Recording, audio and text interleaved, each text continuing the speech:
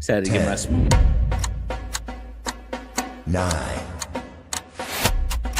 8, 7, 6, 5, 4, 3, 2, 1. Welcome to the Fantasy Football Press Box with your hosts, Scott Fitzgerald and Sean Clemens.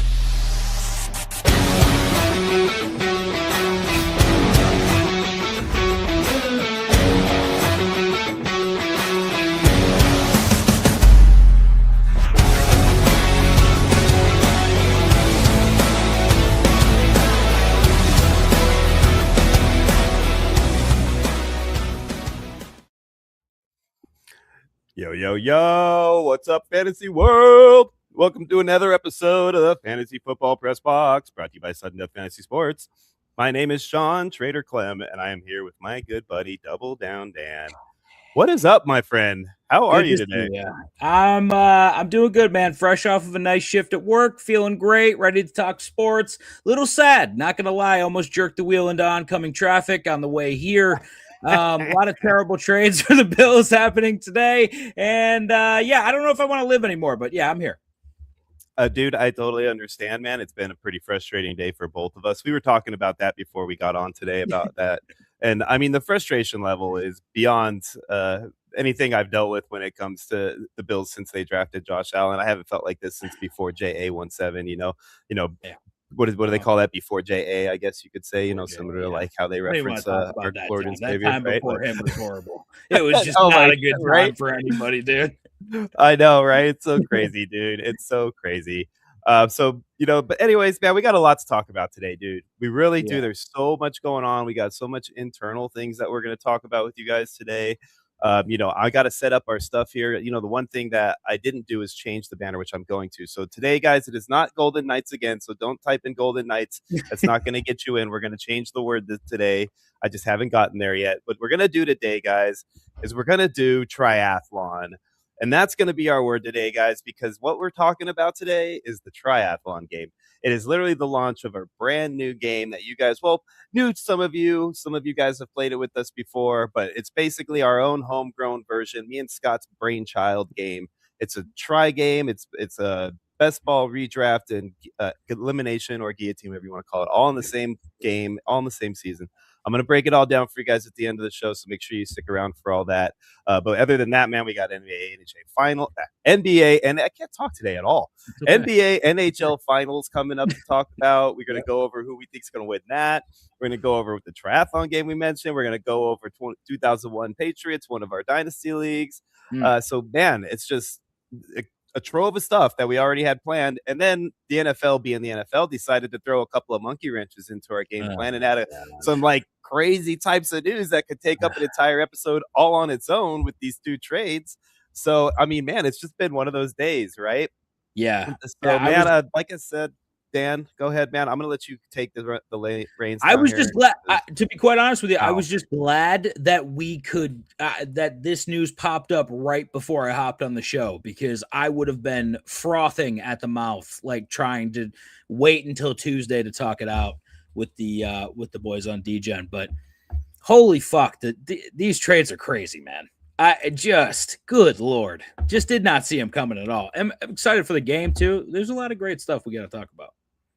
Yeah, dude. I mean, you're so right, dude. It's really been just one of those like all out, like just insane times right now to be a sports fan. And, on top of that, the NHL NBA playoffs, like we mentioned. So, I mean, dude, it's just insane. It's great. I love it. This is what we're here for, right? And this is the off season. We haven't even started the NFL soon, yet. Dude. Oh my God. I love it, man. I love it. It's going to be great. Dude, I don't know if you noticed my brand new headphones here that I got, guys, like these, I feel like one of those, what do you call them? Those guys out on like The Price is Right. Now they have dudes out there, they're showing off the item. This is what the bid on. There's dudes doing that stuff There's now? dudes doing that now, man. Hey, we're in a new world, baby. We're in a woke world nowadays, dude. We don't be leaving dudes out of things like that. I haven't anymore, watched The Price is Right. If Abercrombie and Finch was still a thing, there'd be girls standing out front of Abercrombie and Finch, just like there used to be dudes. You know, it doesn't matter. Quite honestly, I probably would have went in more if there were girls standing out front. To be quite honest with you, I don't know. I probably would. I would have at least stopped and hung out in the front for a few minutes longer. That's for dang sure, right? Yeah, I might have picked up that sweater that was on display, right there on that mannequin in the window. You know what I mean? Look at this sweater. Tell me more about this sweater. That's exactly what I would have been looking at right there. It's the sweater, Just tell me about the sweater as you're staring at your chest. Yeah, absolutely. Yep. Exactly. Definitely. See, our buddy Jamie knows. He says you never assume gender anymore nowadays, brother. And who cares, right? You do whatever you want, man. I don't care if you want to be a cat. Do whatever you want to do. It's up to you, man. As long as you're living your best life, that's all I care about. But good to see you, Jamie, man. Always happy to have you here, dude. Always. Our boy Martin Sheldon did their type. Always the first one to jump in these giveaways. We love it, dude. Thank you so much, Martin Brundle, man. And our boy Lilith, your best friend, coming in the show, throwing out the Go Knicks. And is that an actual genuine Go Knicks this time? I think it might be. He said he wants the Knicks to win. I don't trust him or Bry. I don't like it either way. He knows it sets me off, but go Knicks today because I'm happy we're in the championship series. That's good stuff. I know. We're going to talk more about that here in a little bit. That's really cool, though, for you, dude. And, and of course, Clem, I need a championship so bad, Clem. I need a championship so bad, dude. I'm dying. Dude, I understand, man. I've been a Bills fan for long enough to know how much that city deserves it. And I mean, you were close. You got the Knights at least. I know, right? But I didn't have the Knights when I was a kid. They're only like 9 years old, man. They're like children in sports life, Like right now, I grew up. I'm 44, dog. They didn't even come around till I was in my mid 30s. You know what I mean? I was in Reno when they started. But at least you got them, dude. At least you got them.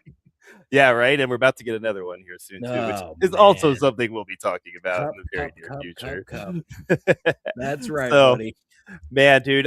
So anyways, let's start off right now. I wanted to go ahead and talk about these trades. Let's start there, and then we'll roll into a few other things. You know what? Actually, wait, no. Reverse that. Rewind. Let's go back a little bit. I want to show you guys something I've been working on. I'm excited to do this now. This is something that if you guys aren't familiar with all the ways that AI can help you out nowadays, man, it's insane the things you can do with this. And I was able to work on this for a while over the last, I don't know how many days it's been, but I got a good setup going, and I'm really excited to show you guys. So if you haven't been to our website lately, you need to go check out sdfantasysports.com, because right there at the top of the page, you will find the leaderboard button. So now we do have, ladies and gentlemen, Sudden Death Fantasy Sports leaderboards, nice and pretty on the website, ready to roll, built by yours truly with the help of Codex. I mean, and look at this, guys. We have ourselves a leaderboard. We have 732 teams, 167 individual players across 61 leagues, and that is only our best ball leagues. I have not even gotten the Dynasty leagues in here yet, guys, so those will be coming here soon. But it's insane right now to think about the fact that, we've been doing this since September of last year, and we're sitting here with this type of count already, and that's all thanks to you guys out there that are helping us out. And we really appreciate you guys being a part of this. We're doing a lot of promotional things this year to try to help, get you guys on board here and understand what we're doing with Sudden Death Fantasy Sports. And it seems like you guys are really receptive to it. I'm excited to see what you think about this new game coming out too, that we're going to talk about in a little while. But man, this leaderboard, dude, what do you think, Dano? I mean, you think this is a pretty good looking leaderboard here or what? I mean, I'm shocked that someone of your caliber can put something together like this so quickly. I know that you suffer from dyslexia and a slight retardation. So this is like a great, I'm impressed. No, I'm just kidding. No, this is awesome. Honestly, I wish it's something I had thought to do prior, to be honest with you. I think you're sitting on a literal gold mine right now. This is fantastic. Who doesn't love a leaderboard? And I can't wait to see Double Down's team on this list at number 1. I can't wait. Yeah, you're right. I mean, number 1,000 is probably going to be more likely. But hey, it's anywhere on the list, buddy. Anywhere on the list. You son of a bitch! How dare you? I will be in the 1,000s for sure. Yes, absolutely. Right. I mean, if we can make it to the 1,000, we got to get another 300 people. I don't know. That's a lot to ask for. 300 teams in here, but I think you'll be able to get there. You'll get there. You know, just like Dumb and Dumber, right? So you're telling me there's a chance. Oh man, what's up, Short Stack? Man, it's good to see you, buddy. Triathlon, baby, that's right. And then look at this, man. Look at this. Your buddy right there in the show, our friend Rocky. We're I in mean, wow. Look at guys. So Rocky is not the type of person that has the time. He's just one of the busiest people in the world. You'd think he was like a multi-billionaire, as busy as Rocky is. I think he might be in some realm. I don't know which realm, but not this realm. But in one realm, one of the realms he exists in, he's a multi-billionaire. Right, in the same one that Nicolas Cage's Spider-Man. That's where Rocky's a multi-billionaire.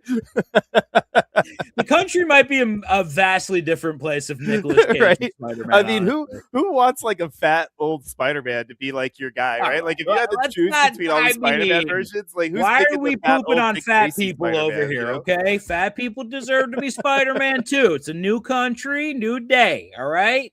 I want the next Spider-Man to be 450 pounds and barely able to move. That's what I want.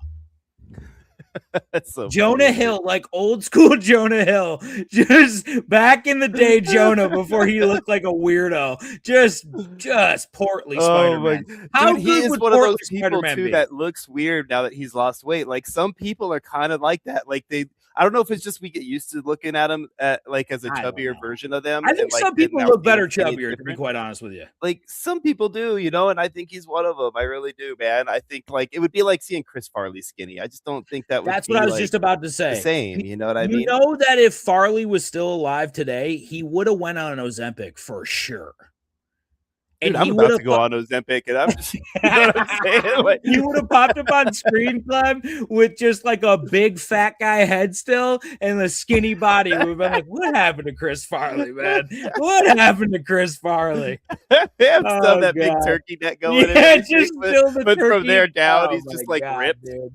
One of the best double chins of all time. I would like to say that. I'm telling you, man. I mean, and he's such an amazing, like, comedic actor, man. And like, he used this like size to his advantage in such an amazing way. Like, another person like that on the other gender side of the world is Rebel Wilson. She's the same way, man. She's comedically hilarious, And I don't know if she would be the same if she was a lot skinnier because she's lost some weight and like it's a little different, I mean, tried to be that cool. She tried to be the skinny girl. It did not work out well. She gained weight. It's not the same, right? It's not the same, man. If you gotta lose it the right way in order to keep it off. A lot of times, and these like. I don't know. It's almost like get rich quick schemes, like a lot of times, same thing with weight. Like it just comes back if you don't. Like The Biggest Loser, if you look at all those people, they got destroyed to do what they did and lose the weight they did, which more power to them for getting there. But a lot of them ended up gaining most of that back because it's just an unhealthy way to do it. Did you watch that documentary? Did you watch that documentary? I did. Yeah, you noticed that? Dude, yeah. I was like, dude, you must have just watched that. These guys were jacked up on speed the entire time. I'm like, yeah, you're not taking speed anymore. Obviously, you're going to gain weight back. Like, what are you guys thinking? You got to keep up the speed, guys. Come on. Dude, I know. I felt like that whole documentary, bro. Like, I really wanted to, I wanted to, I would never want to hit a woman, but Jillian Michaels was pretty close to getting me there, man. Like Jillian, she drove me insane even during it. And then rewatching it, I was like, she still doesn't even have any kind of regret for the way she acted. I'm like, can you just show some remorse, woman? Like, geez. She won't. She never, dude. That's the one thing that struck me. Like half of the people involved in the show were like, I could care less. Exactly. I'm like, I know. What do you mean could care less? Like, dude, they should have had like a whole thing about helping them stay off of the weight gain for a while after. There should have been like a long period beyond that, because they built the show on the even though it's called The Biggest Loser, we're trying to help. And so they use that whole dynamic to say, look, we're doing good things for people. Look how awesome what we're doing is. And in reality, they were just using that to kind of get away with acting like complete jackasses, dude. Oh, for sure. Like shaking the camera when people fall over. They talked about that in the doc, and I was like, that's oh, dude. Because my parents are not the skinniest people in the world. My mom's always fluctuated with weight and had issues and always had self-conscious things about it. So I'm always sympathetic to that kind of situation. Oh, yeah. And these people, man, they got treated so badly. And then if you're with them and you go back and rewatch those episodes and some of the things that they said and the way they edited things, it's so bad for them. Some of these people, and like when they were going back, and most of them are like bigger than they were on the show. I was like, oh God, dude, this is terrible. I felt so bad for those people You too. Like I wanted to like offer them some help, but I don't know how. Like, what can I do? You know what I'm saying? I'm just some rando who's gaining weight himself, sitting on the couch watching this. We could start a service where every time somebody's going to eat, we just walk in and I smack them in the mouth. I feel like that might go. We walk I think in, if we just as a nation got rid of all you could eat, that might change things immensely. Like, just outlaw all you can eat in general. Like that's probably going to help things like dramatically. Just upgrading the grade of food that we all have access to would be such a huge thing for us, but that's not how America works. So no, absolutely not, man. Absolutely not. The almighty dollar rules all, baby. But that's not what we're here for. We did it again. We're 20. What are we talking about? What's going on right now? Did we just go back in time? We just tried to solve America's issues real quick on this. I know, right?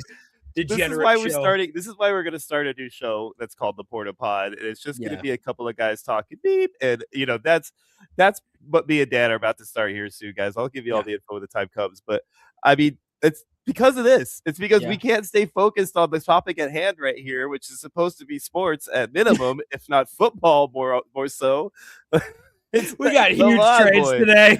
We're going over the quality of food in America. Yep, absolutely. I know, right? Yeah. We're getting into everything. NBA football. Finals, we're like, yeah, but the food could be a little bit better. I don't know. Meanwhile, we had two like massive trades today, and we're just sitting here rambling on about food quality. Oh, I love it, dude. It's so good. All right. Back on the rails, baby.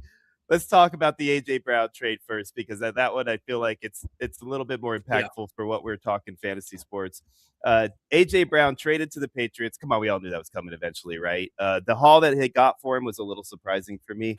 I know they have to wait until 2028, but to get a 2028 first from a team that's still kind of in a rebuilding situation, I feel like that's kind of a, you know what I'm saying? Yeah, it's a good deal right there. And I say that because I do consider the Patriots to be in kind of still in a rebuilding situation, even though they got the Super Bowl. They're a young team that's still kind of becoming who they are. They're not fully there yet. So that draft pick, the Bills had a year like that. When Josh came out, we made the playoffs, and then the next year we were down to like 5 or 6 games or something. Like that could happen to them. They have a lot of turmoil going on. You never know what's going on with the coach there and the situation at hand. So, for sure, you never know, right? That 28th first could become a thing. So they got 28th first, and there was another piece. What was it? Remind me again. There was, I think it was like a third. I want to say 5th rounder. Yeah. So there you go. First in 2028 and a 2027 5th to Philadelphia. We saw it coming. Obviously, we kind of all knew this was going to happen. I think it wasn't really a surprise by any stretch of the imagination. So I don't want to act surprised. But what I do want to say is, as a Bills fan, I think that optically this is not great for the Buffalo Bills. I don't know. I think if you're the Patriots, you got to make this move, right, Clem? Like if you're the Pats, you have to make this move. If you think Drake May is 100%. Your guy, it 100%. Fills a huge, and I gotta be honest with you, like AJ Brown might be 28 right now. He's still got a couple good, like solid peak years left. I think so. Yep. I mean, I think he's gonna be fine. I mean, look at DJ Moore. I think they're around the same age, aren't they? And they got to be. I'll look it up. About that age. I'll look it up. But I feel like if you have Drake May, you'd be dumb not to make this move. You have to get a number 1 wide receiver to let him. We got to see what Drake May is. If he's that good, we got to see it. We have to. Yeah, no, you're right. I mean, and he proved that he's got that option. I mean, he proved last year that he can do, at least enough, right, to carry a good team, somewhere. But they had a very easy schedule. Things were a lot different back then. They have a whole lot more offseason turmoil to walk into the season with this year.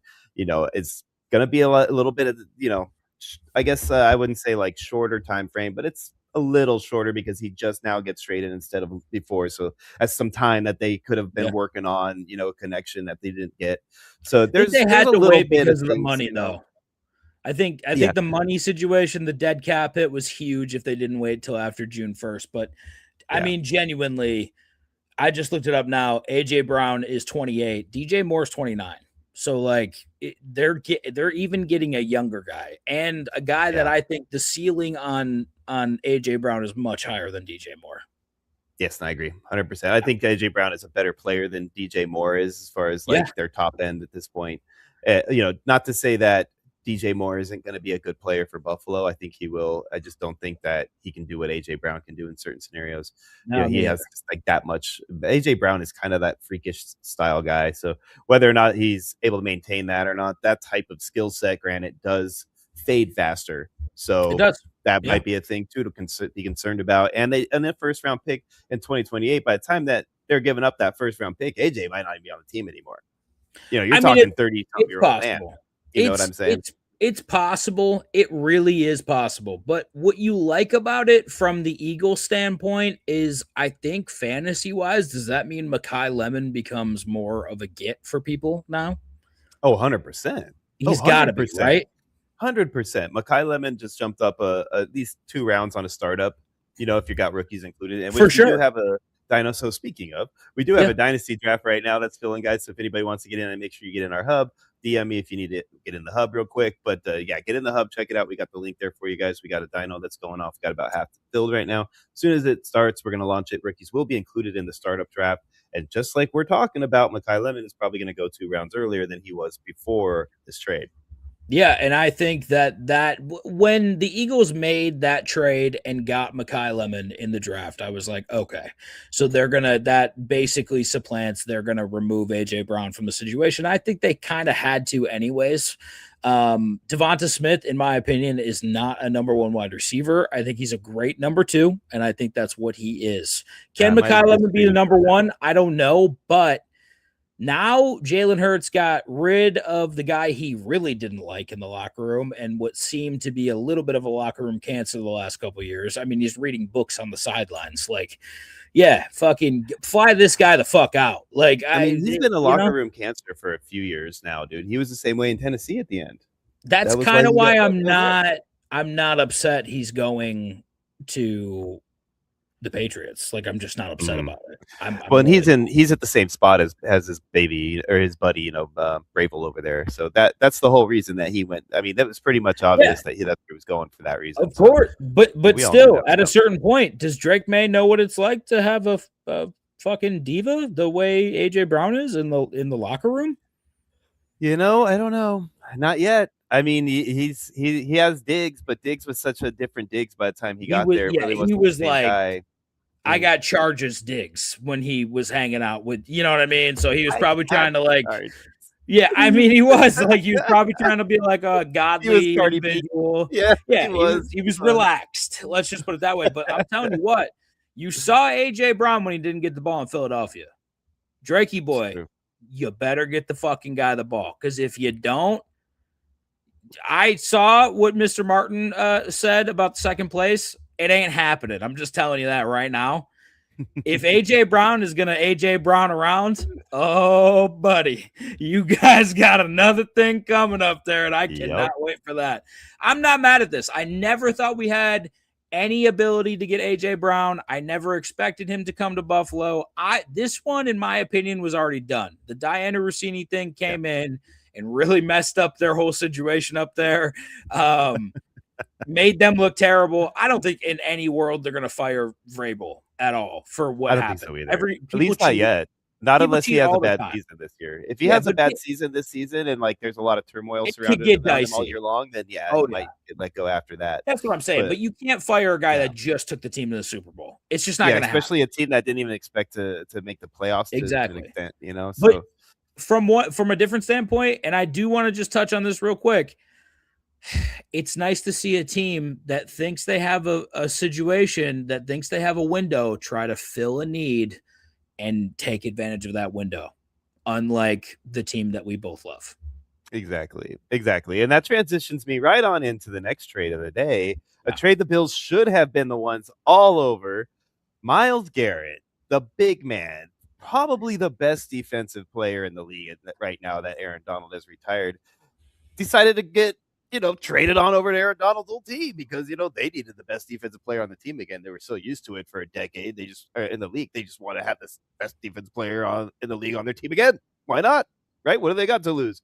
A couple, first round pick, Jared Verse. They don't care. Second round pick, third round pick. They want to win. No big deal. They want to win. That's the difference. Exactly, dude. Exactly. And the fact that trade happened for what it happened for. So let me recap that for you guys because I know I said it in such a really stupid way.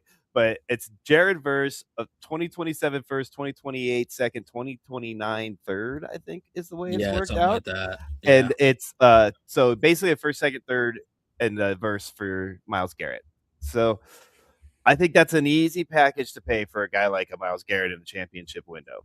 Bottom line, I also agree with that. No problem paying that to get Garrett on my team. I mean, not at all. Not at all. Yeah. I think that if you're any other team in the league, you got to figure out how the Rams draft the way they do. The Rams had one first-round pick in what seemed like the better part of a decade, and they not only struck gold, they struck gold so hard that they got Myles Garrett out of it. Like if the Buffalo Bills drafted better, Clem, we would have been able to make this trade, but we don't. Absolutely. No, absolutely. We don't have Jared Verse to offer. What are we going to put up? Greg Rousseau? Like, seriously. Yeah. And that's where I was at, too. I was like, I don't mind him giving up Greg Rousseau at that point because he's the only comparable piece we have, but he's not quite at that level of Verse. Verse is definitely better than him and younger and more like, ceiling left to reach. Absolutely. But, we could have given up an extra first instead and given him 2 firsts and Rousseau and filled the gap that way. Pull the trigger. You know what I'm saying? Yeah, right? Get your Brandon Beanhead out of your butt and do something, man. Like, let's go. Like, what is happening here? Clem, we are dangerously close, dude. I think that Brandon Bean has something on Terry.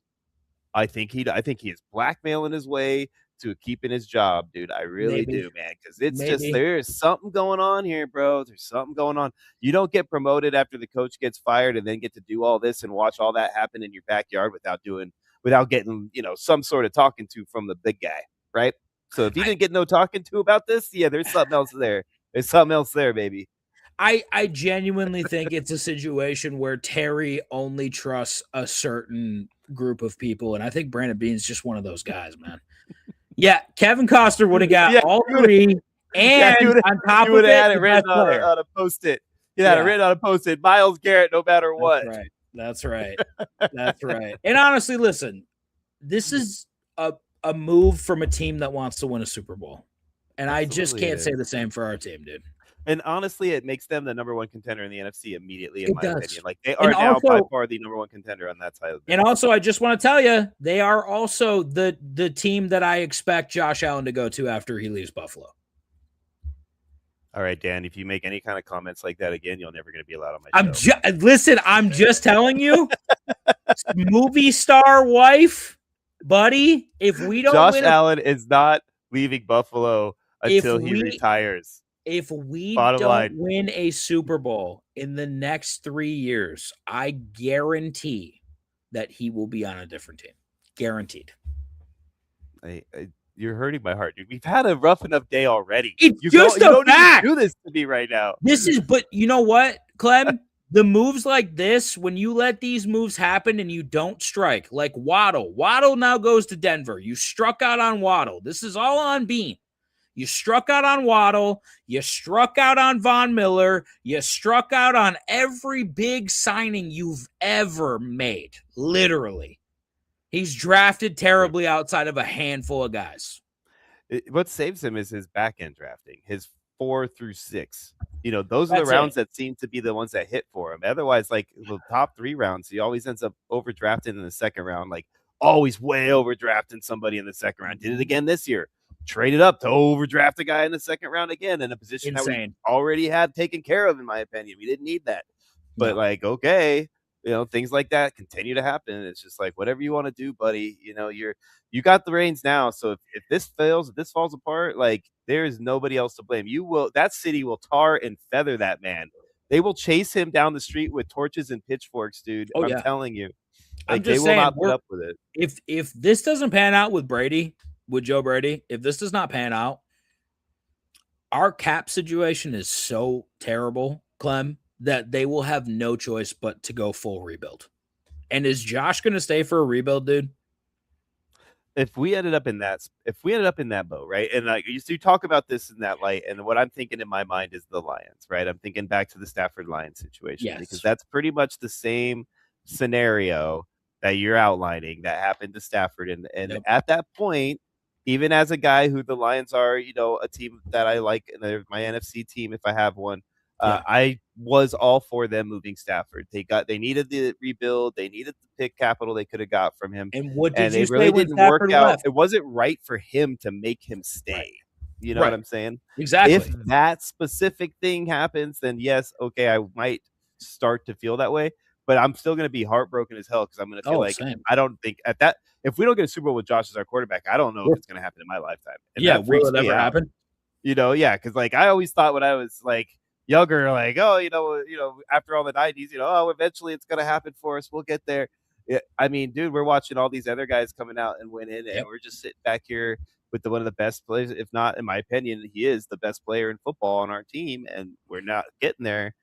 I'm going to start to feel the same way about the way I did with Stafford. Like, man, if it we can't gets do to it for that him, point, give him the opportunity to leave because he's always been Buffalo for life type of guy. He's never said anything. He's never acted like he wants out. He's never been anything but great towards Buffalo.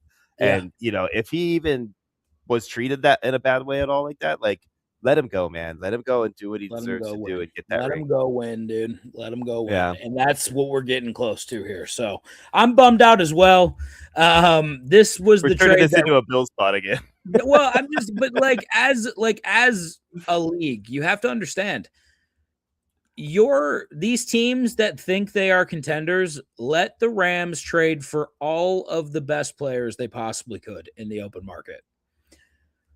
That's the difference between teams that win Super Bowls and teams that don't. Like when you have a window, at least the Rams try. At least they try, dude. Here's what happened, because I got this. Now, this came from my Bills Insiders text line. And guys, if you're a Bills fan and you're listening to the show right now and you're not on the Insiders text line, you should definitely do it. It's the Shout podcast with Ryan and Matt, and they're awesome. All right, they do a Bills pod, and they have this Insiders text line where they give you information on the Bills as fast as it comes out.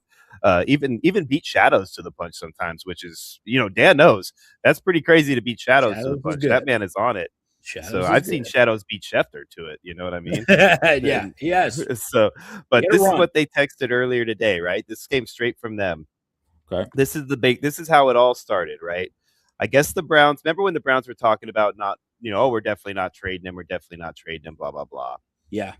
Like that whole thing, right? So this is where it basically came down to. I'm trying to find to the top of this here. Okay. It says, the Rams refused to give up what sources called their persistent pursuit of Garrett. Los Angeles, according to sources, continued calling and calling.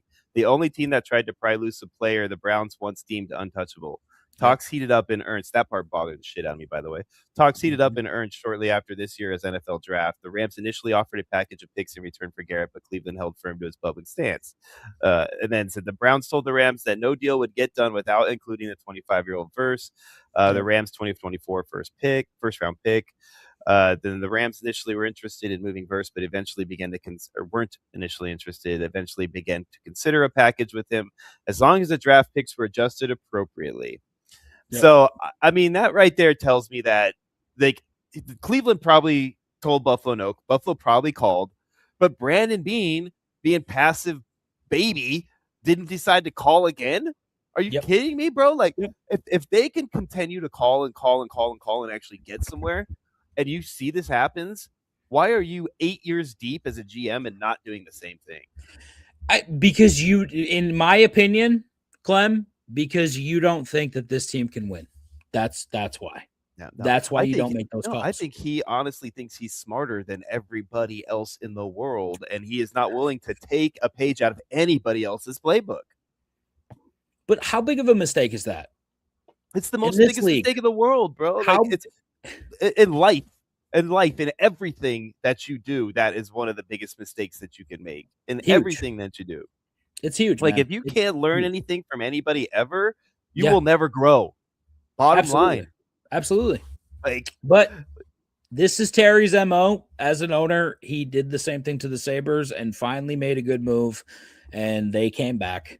I don't know, man. Like, I don't care where the championship comes from in Buffalo. It's gotta happen in my lifetime. If it doesn't, I want it to be a Lombardi. Dude, same. I agree. The Bill, you know how much Buffalo loves the Bills. You know how much they do. That city loves that team like nothing else on this play. There's no other. I'm just telling you, like, being from there, that city, that's the only thing they care about, man. They love the Bills, and they deserve it. Buddy, the audience needs to know that just those fans, they deserve a Super Bowl, man. And the fact that they haven't had one, more than any fan base does, they deserve it. Seriously, the Lions could be a second if you want to call them that, but like the Bills are so by far the team that deserves it most. The heartache they've been through, the type of town they are, the type of like charitable donations they've made as a fan base, like everything that they've done, they deserve it, man. They really do. And they'll get it. I just hope it's before I die. Same. Because it's not looking good right now, buddy. It is not looking good. So funny. All right, man. Let's stop talking Buffalo, man. Let's talk a little bit of NBA and then roll into some NHL so that we can start talking Dino. So the NHL playoffs, they're set. All right. Actually, NBA playoffs, they're set. Knicks in the finals, along with the Spurs, surprisingly, coming out of the West. So, do you feel like the Knicks have a shot here? I've heard you talk about this. I don't want you to have to go and repeat yourself again like you did on the DGen show, because I know you guys went into it already. But so you feel like the Knicks have a shot based on your opinion, right? Or do you think it's a legitimate, like, not a Homer fan opinion that they have a shot? You think they really legitimately can take this series? Yeah, I do. The thing that they have going for them is just the overall age of the San Antonio Spurs right now. The team is very good. Don't get me wrong. Defensively, they're very good too. This is probably, I don't know. I'd say this is the best I've seen the Knicks, this iteration of the Knicks play.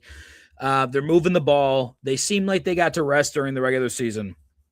They've gotten to rest during these playoffs too, man. There's a couple games where Brunson did not even play the full game. Like, he's not, and that's the guy that and Cat too. Like, that's the guy, those guys make the offense go. I thought that amazing. Yeah, I love Brunson. I thought that if Oklahoma City got into the finals, it was gonna be a very tough, probably 6-game loss for the Knicks. But I said with the Spurs, and this is like in all of sports, it's undefeated. You need experience. You need guys on the team that have been there and done it.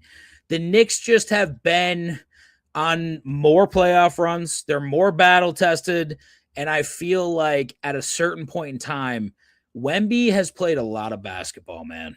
He has played a lot of basketball. He needed to be electrically good in the games that they won.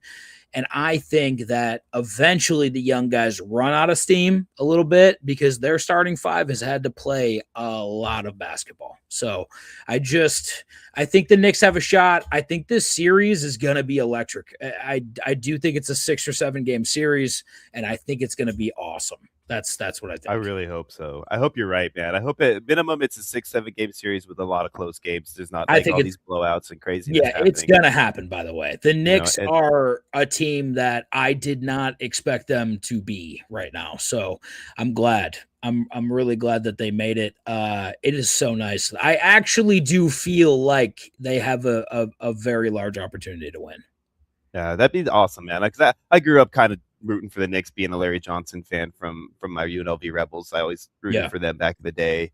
And so I would not hate to see the Knicks win. You know, my favorite team is the Clippers from when I was a kid, but I've always liked the Knicks too. So if they can win it, then I'll be happy to see that. And, and I was never a big Spurs fan. I always hated how they kind of rolled right into one dynasty after another. And, it took me a long time to come around to Popovich. And now I consider him to be the greatest coach ever, honestly. Like, it took me a long time to come around to him. And, now that it's them versus the Knicks, I definitely have a clear-cut team that I want to root for. So I'm hoping it comes out that way, man. The New York crowd is a great one. I need it badly, bud. I need everyone do. to just cheer for the Knicks for You've me. been Just struggling after the way I'm- your fantasy drafts worked out, and then the Sabres, and then now you got to deal with this potential too. Like, I mean, I'd be worried about you if these guys don't pull it out. I might have to have a wellness check done on you. You're I gonna might have send the to. cops You over to guys your will house. not see me. I'm just gonna tell you that right now. I will be at the bottom of a river, just with concrete boots that I put on myself. So, Oh, I love it. What's up, Mark? How you doing, my friend? Thanks for Mark in the coming in building. today. Oh man, dude. So I'm with you, man. So you're thinking the Knicks are gonna pull out. Are you gonna go ahead and go out there and you're gonna say the Knicks? Are you gonna put them on as your prediction? Yeah, I have the Knicks in 6 right now. I think that's Knicks and probably. six. I know it's like a very popular thing to say now, everyone in 6 or whatever the hell, but I do actually think the Knicks get it done. I do. They've played very, very well. And listen, maybe the path wasn't as hard. Not even maybe. I know the path wasn't as hard. I understand that. To win 10 straight playoff games is tough. It's very tough. I don't care what anyone says. The way they dominated the last 2 series was pretty impressive, man. So I would say that this is the best iteration of this team, and I think that they actually have a shot. Yeah, I think they will win. So here's my prediction for you. Yes. And I'm going to say the Knicks in 7. And this is how it's going to play out. I'll take it. The first game of the season, the Knicks are going to lose. Right? Okay. Now, correct me if I'm wrong here. They're in San Antonio to start. No, right? they are in New York to start. Oh, they're New York to start. Okay, that's going to change my prediction on the way the games are going to play out then. So I think game 1, the Knicks are going to win. I think game 2. I have to check this now. I thought they were in New York, but maybe they're not. Hold on. If you stop messing with, are you messing with me, man? No, I thought they were in New York, but they might not be because I don't know. I think the Spurs might be a better seed. I'm not sure. Hold on. See, you're the basketball guy. You're supposed to know these things. I'm the guy that's just supposed to give you my little take that has really nothing more than just my. All right, you were right. They're playing in. Hold on, wait. Yeah, they're playing in San Antonio. They are playing in San Antonio to start out. All right. Yes. Good. All right. So let's go back to my original prediction. Sorry about that. Oh man, I love it. All right. So if they're playing in San Diego, I think that San Antonio takes game 1 pretty handily. Mm-hmm. I think that they win game 1 because the Knicks are not used to Wemby yet and knowing how to handle that. And they'll kind of have to figure that out as they go along. And I think that the Spurs will end up winning that game 1. I think game 2 will be a tight one. I think the Spurs will pull that out in overtime. All right. So they're going to go back home go back home down 2 games. The Knicks will. And then I think the Knicks are going to come out and they're going to win the next 3 in a row. I think those Knicks are going to win both games at home. They're going to take game 5 in a decided game 5 in a close matchup that could also go to overtime. I'm going to go ahead and say it will go to overtime as well. Whoa. And then game 6, the Spurs are going to win handily. And everybody's going to think going into game 7 at home that San Antonio is going to come out there and dominate the Knicks after they figured out how to do it. And the Knicks are going to show up and show out and come away with the 8-point victory. Wait, what's happening? Why was that so detailed? I don't know. It's just that's AI. That sounds AI as fuck. That's an AI. What was that? I don't like it at all. Just because I built a leaderboard in AI now, I do everything in AI. Is that yes, absolutely. I'm calling AI on that shit right now. Oh, that's great. How are you gonna call AI on me? I didn't even know for sure what side of the world they were playing on. How can I AI it? I didn't even know who was home team. You did say San Diego a couple times too, so who knows what were you talking about? Does anyone know if we were talking basketball or what were we saying? What were we talking definitely about? weren't talking football because there ain't no damn San Diego team. So I don't know what the hell I was talking about. What a debacle. All I heard was the Knicks are gonna win, and I don't care anything else after that. So yes, I take it. Yes, it's a debacle, please. And it is a mess. I can't help it. I gotta drop it every once in a while. Oh, I love it. Oh man. Okay. So we're gonna go ahead and call it out. We both say the Knicks. He's got game 6, Knicks victory. I got a game 7, Knicks victory by 8, specifically by 8.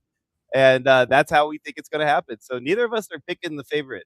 which is kind of surprising. And honestly, I do feel like Wemby is on his way to becoming the next Michael. Is he better than Michael guy? And we talked about this on your show because I commented there and you agreed that, we both feel like if Wemby wins this championship and as he's continuing to grow and put on more weight, which I'm anticipating that he's going to put on another 20 or 30 pounds before it's all said and done of like just straight muscle. And the guy's going to start adding more of a Shaq kind of approach to his game as well as of his great shooting and his domination on the rest of the court. And look out, man. Look out. This kid is ridiculously talented. When they get the kid on HGH, body shape ever, dude. When he gets on HGH, he's going to be a menace. when he gets when he gets LeBron's HGH guy, he is going to be a menace. He is going to be terrifying, dude. It's so bad, dude. So bad. Only on DJ Fantasy will you hear these kinds of takes, guys. If you haven't checked out their show yet, you better, because this is just a smidgen of what Dan does. This is Dan like PG-13 style Dan. You see rated R Dan, and it's a whole different animal, baby. Yeah, so PG-13 Dan has only cursed like 4 times. I'm doing pretty good. I want a curse counter. That's what I want. I want an F-bomb counter. That's what I want.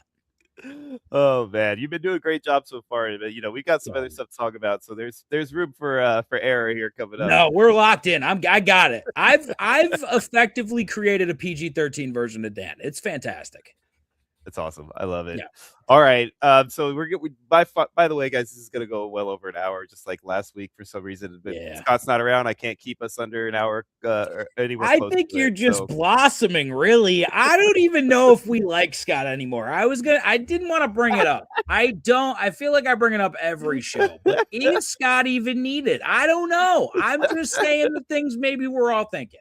Maybe Scott retires.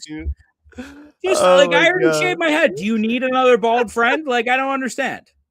I mean, I've obviously can't make friends unless they're bald. I don't know if you noticed it, but every single person that I end up on the show is bald except for me. Yeah, you got the locks of a just Goldilocks circa 1927 or whatever the hell, dude. You look at how do you have hair still? Nobody else has hair. You still got your hair? I don't know, man. It's falling out. It feels like every time I shower. So I don't know how it's still there. But we need to study that head of yours, buddy. Dude, we got to study it. It's getting cut off very soon. I think I'm getting to that point where I'm long enough to get. Yeah, I'm long enough for the donation. I think so. It's gonna probably get cut off here before we get into the nitty gritty of summer. Because it's hot out here, dog. And then having this hair throughout summer out here. Oh man, I'm not. I can only imagine how hot the desert is right now. Yeah, we're in okay weather for the next probably about 3 to 4 weeks or so. But what's okay? Mid to late June, it starts to really get hot. What's hot for you, temperature wise? $110. $110? Oh my god, I would die. I'm telling you, dude. I would walk outside and die. Like immediately. I'm too fat for that. I would sweat so much walking outside I would die. There's no way. Dude, it's hot out here, bro. It really is. So you have a dog, you can't walk your dog after a certain time of the day because it gets like literally will burn their feet walking around outside. So like you got to be cautious about some really weird things, man, when it gets that hot out here, dude. It's crazy. What do you do with like, are there blackouts and stuff, or like is the grid like fine? No, we're pretty good out here because we got the dam. Oh, that's right. We got all that power coming out of the dam.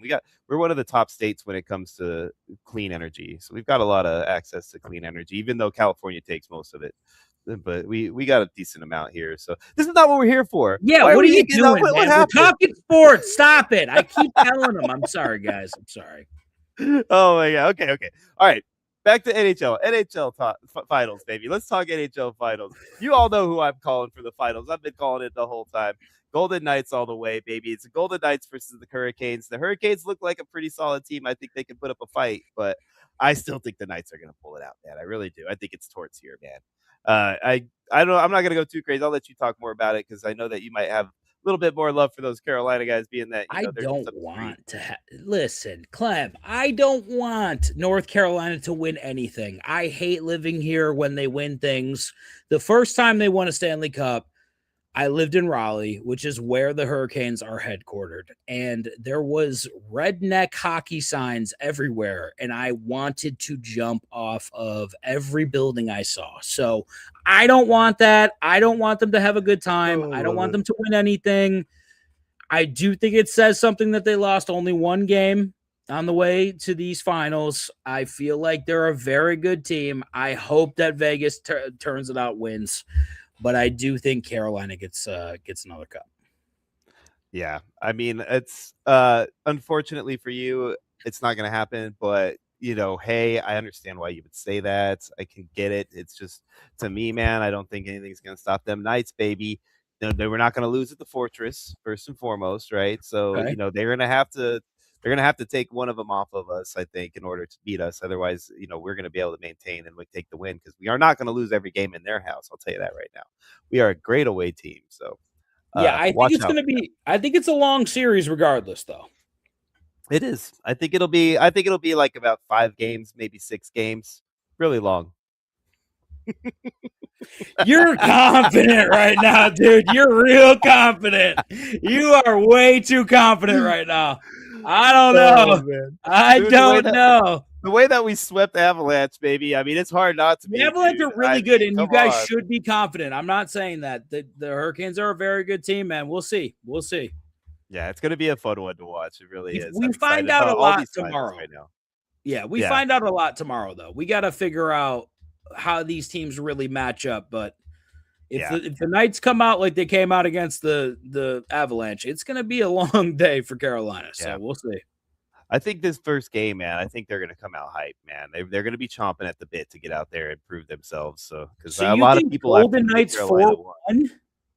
I think the Golden Knights 4-1, potentially 4-2. Get out of here! What?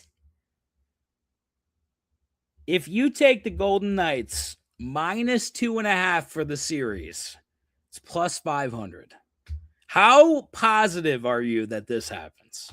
You're confident, and it's rubbing off on me. I'm ready. I'm going to go with like an 88.65%.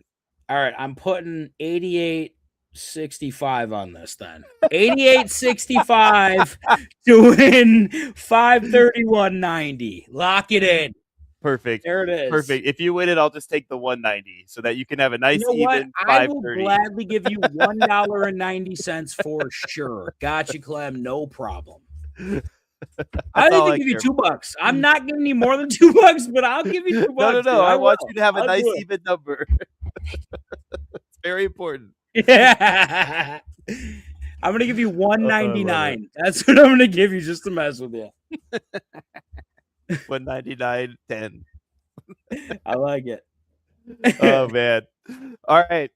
So now let's move on. Let's go into some football stuff, guys. We're going to talk about our Dynasty League, and spoiler alert, I didn't get to the graphics the way that I did for you guys last league because I was too busy trying to get the leaderboards fixed up and working for you. And so I'm going to do this a little bit of a different way this time, and hopefully it's okay.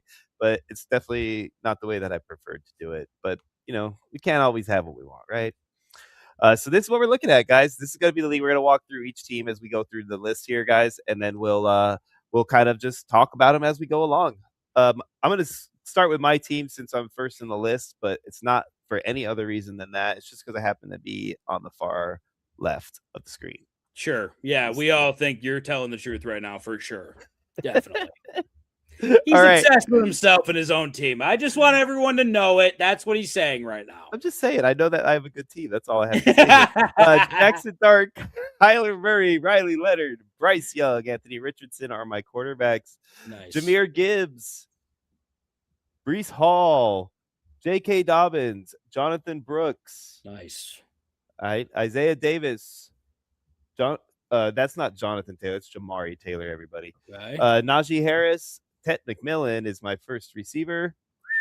DJ Moore, Eli Surratt, Keon Coleman, Jalen Royals.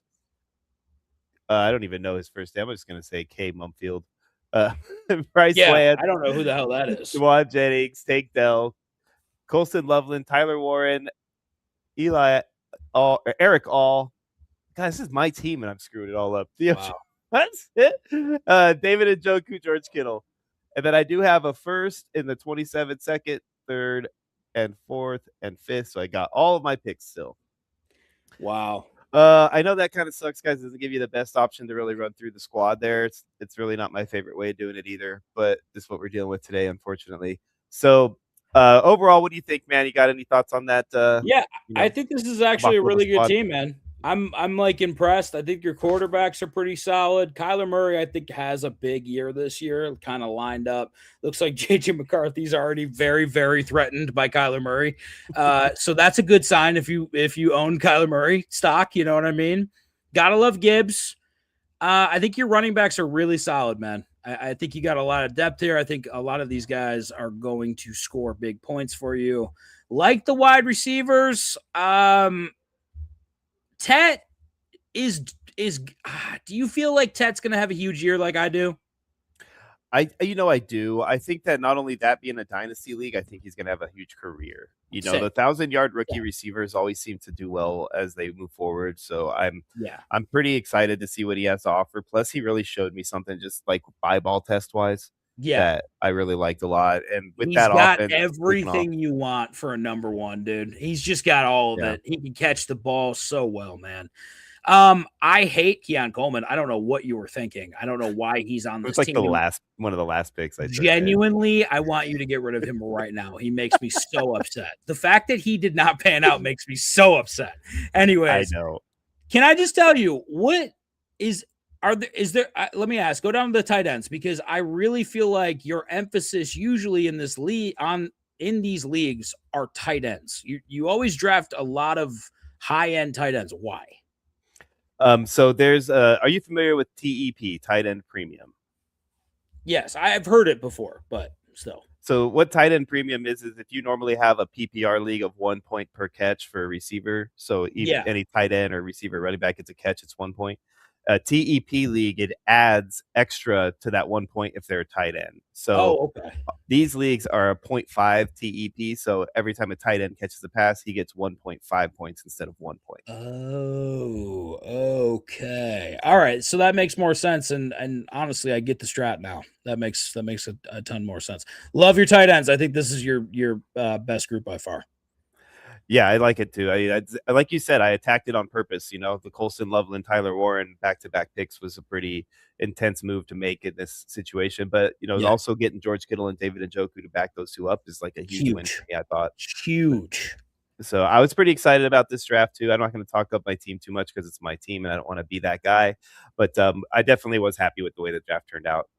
Did make a lot of moves throughout it too. Unfortunately, we don't get that opportunity to run through it in this horribly graphic way that we're doing it today. But it's what are you gonna do, right?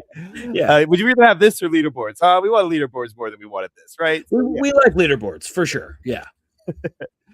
So Lamar Jackson, Jared. This is Batmax, by the way. Batmax's squad here. He's got Lamar Jackson, Jared Goff, Marcus Mariota, Matthew Stafford as his 4 quarterbacks. Nice. His running backs are Chase Brown, Rashawn Ali, Trey Benson, Isaac Guerrero.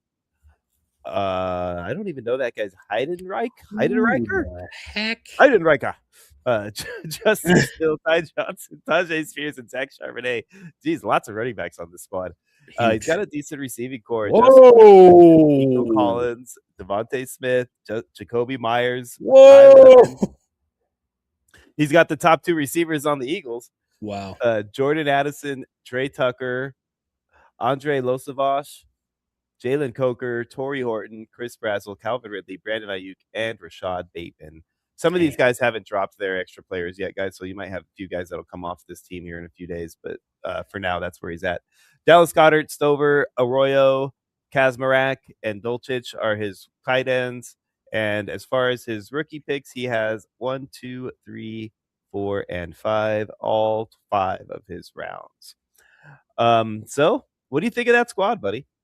Not in love with the running backs. I think the quarterbacks are really solid here. Lamar Jackson, Stafford, Goff. I think you got points all over the board there. I mean, I know we've seen 2 teams. His wide receivers are insane. His tight ends are not, but the wide receiver package here, Jefferson, Collins, Smith, Myers, Lemon, Addison can all get big points for you. That his wide receivers are absolutely absurd. And when you talk about Jordan Addison too, that's a guy I want to highlight real quick because he's somebody that you're going to be able to get for really good value right now, and I think he's going to shine out in that offense with Kyler at the helm. Agreed. So there's a lot of talk about how they're connecting really well in training camp, and they look like they're on the same page real good. So if that's going to happen the way that I anticipate, then there's a chance that Jordan Addison becomes really solid flex player for you, if not like a wide receiver 2 or 3 even on your fantasy squad. Yeah. So yeah, that's one guy I like a lot. And then like you mentioned, the tight ends could use a little help, but not everybody attacks tight ends based on that. Yeah, like I kind of went crazy on tight ends, so it forced them down. I think if I'm not mistaken, this is a draft where a lot of us ended up double stacking tight ends, and a few people kind of got left in the dust. That might have been what happened to Batmax.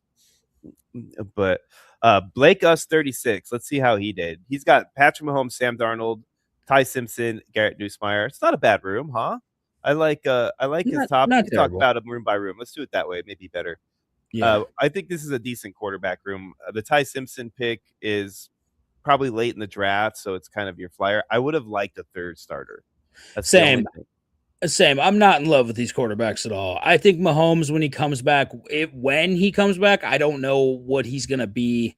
Sammy D, great season last year. Don't know if it's going to hold up this year, but you need another guy here. You need one more starter. One more.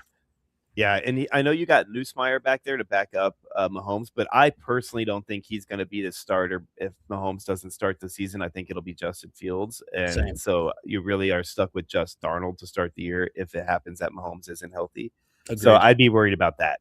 But it is Dynasty, though, too, so it's not like it's drastic. That one season situation isn't really like the make or break in these drafts. But it really is something that I would have probably been a little more cautious, at least grabbing that second one. Yeah, you need one more guy. One more. So next room, we got Christian McCaffrey, Achane Jacobs, Wright, Tracy, James. This is where's he at? I just saw him in here. Oh, there he is. This is Trevor Etienne, not Travis Etienne.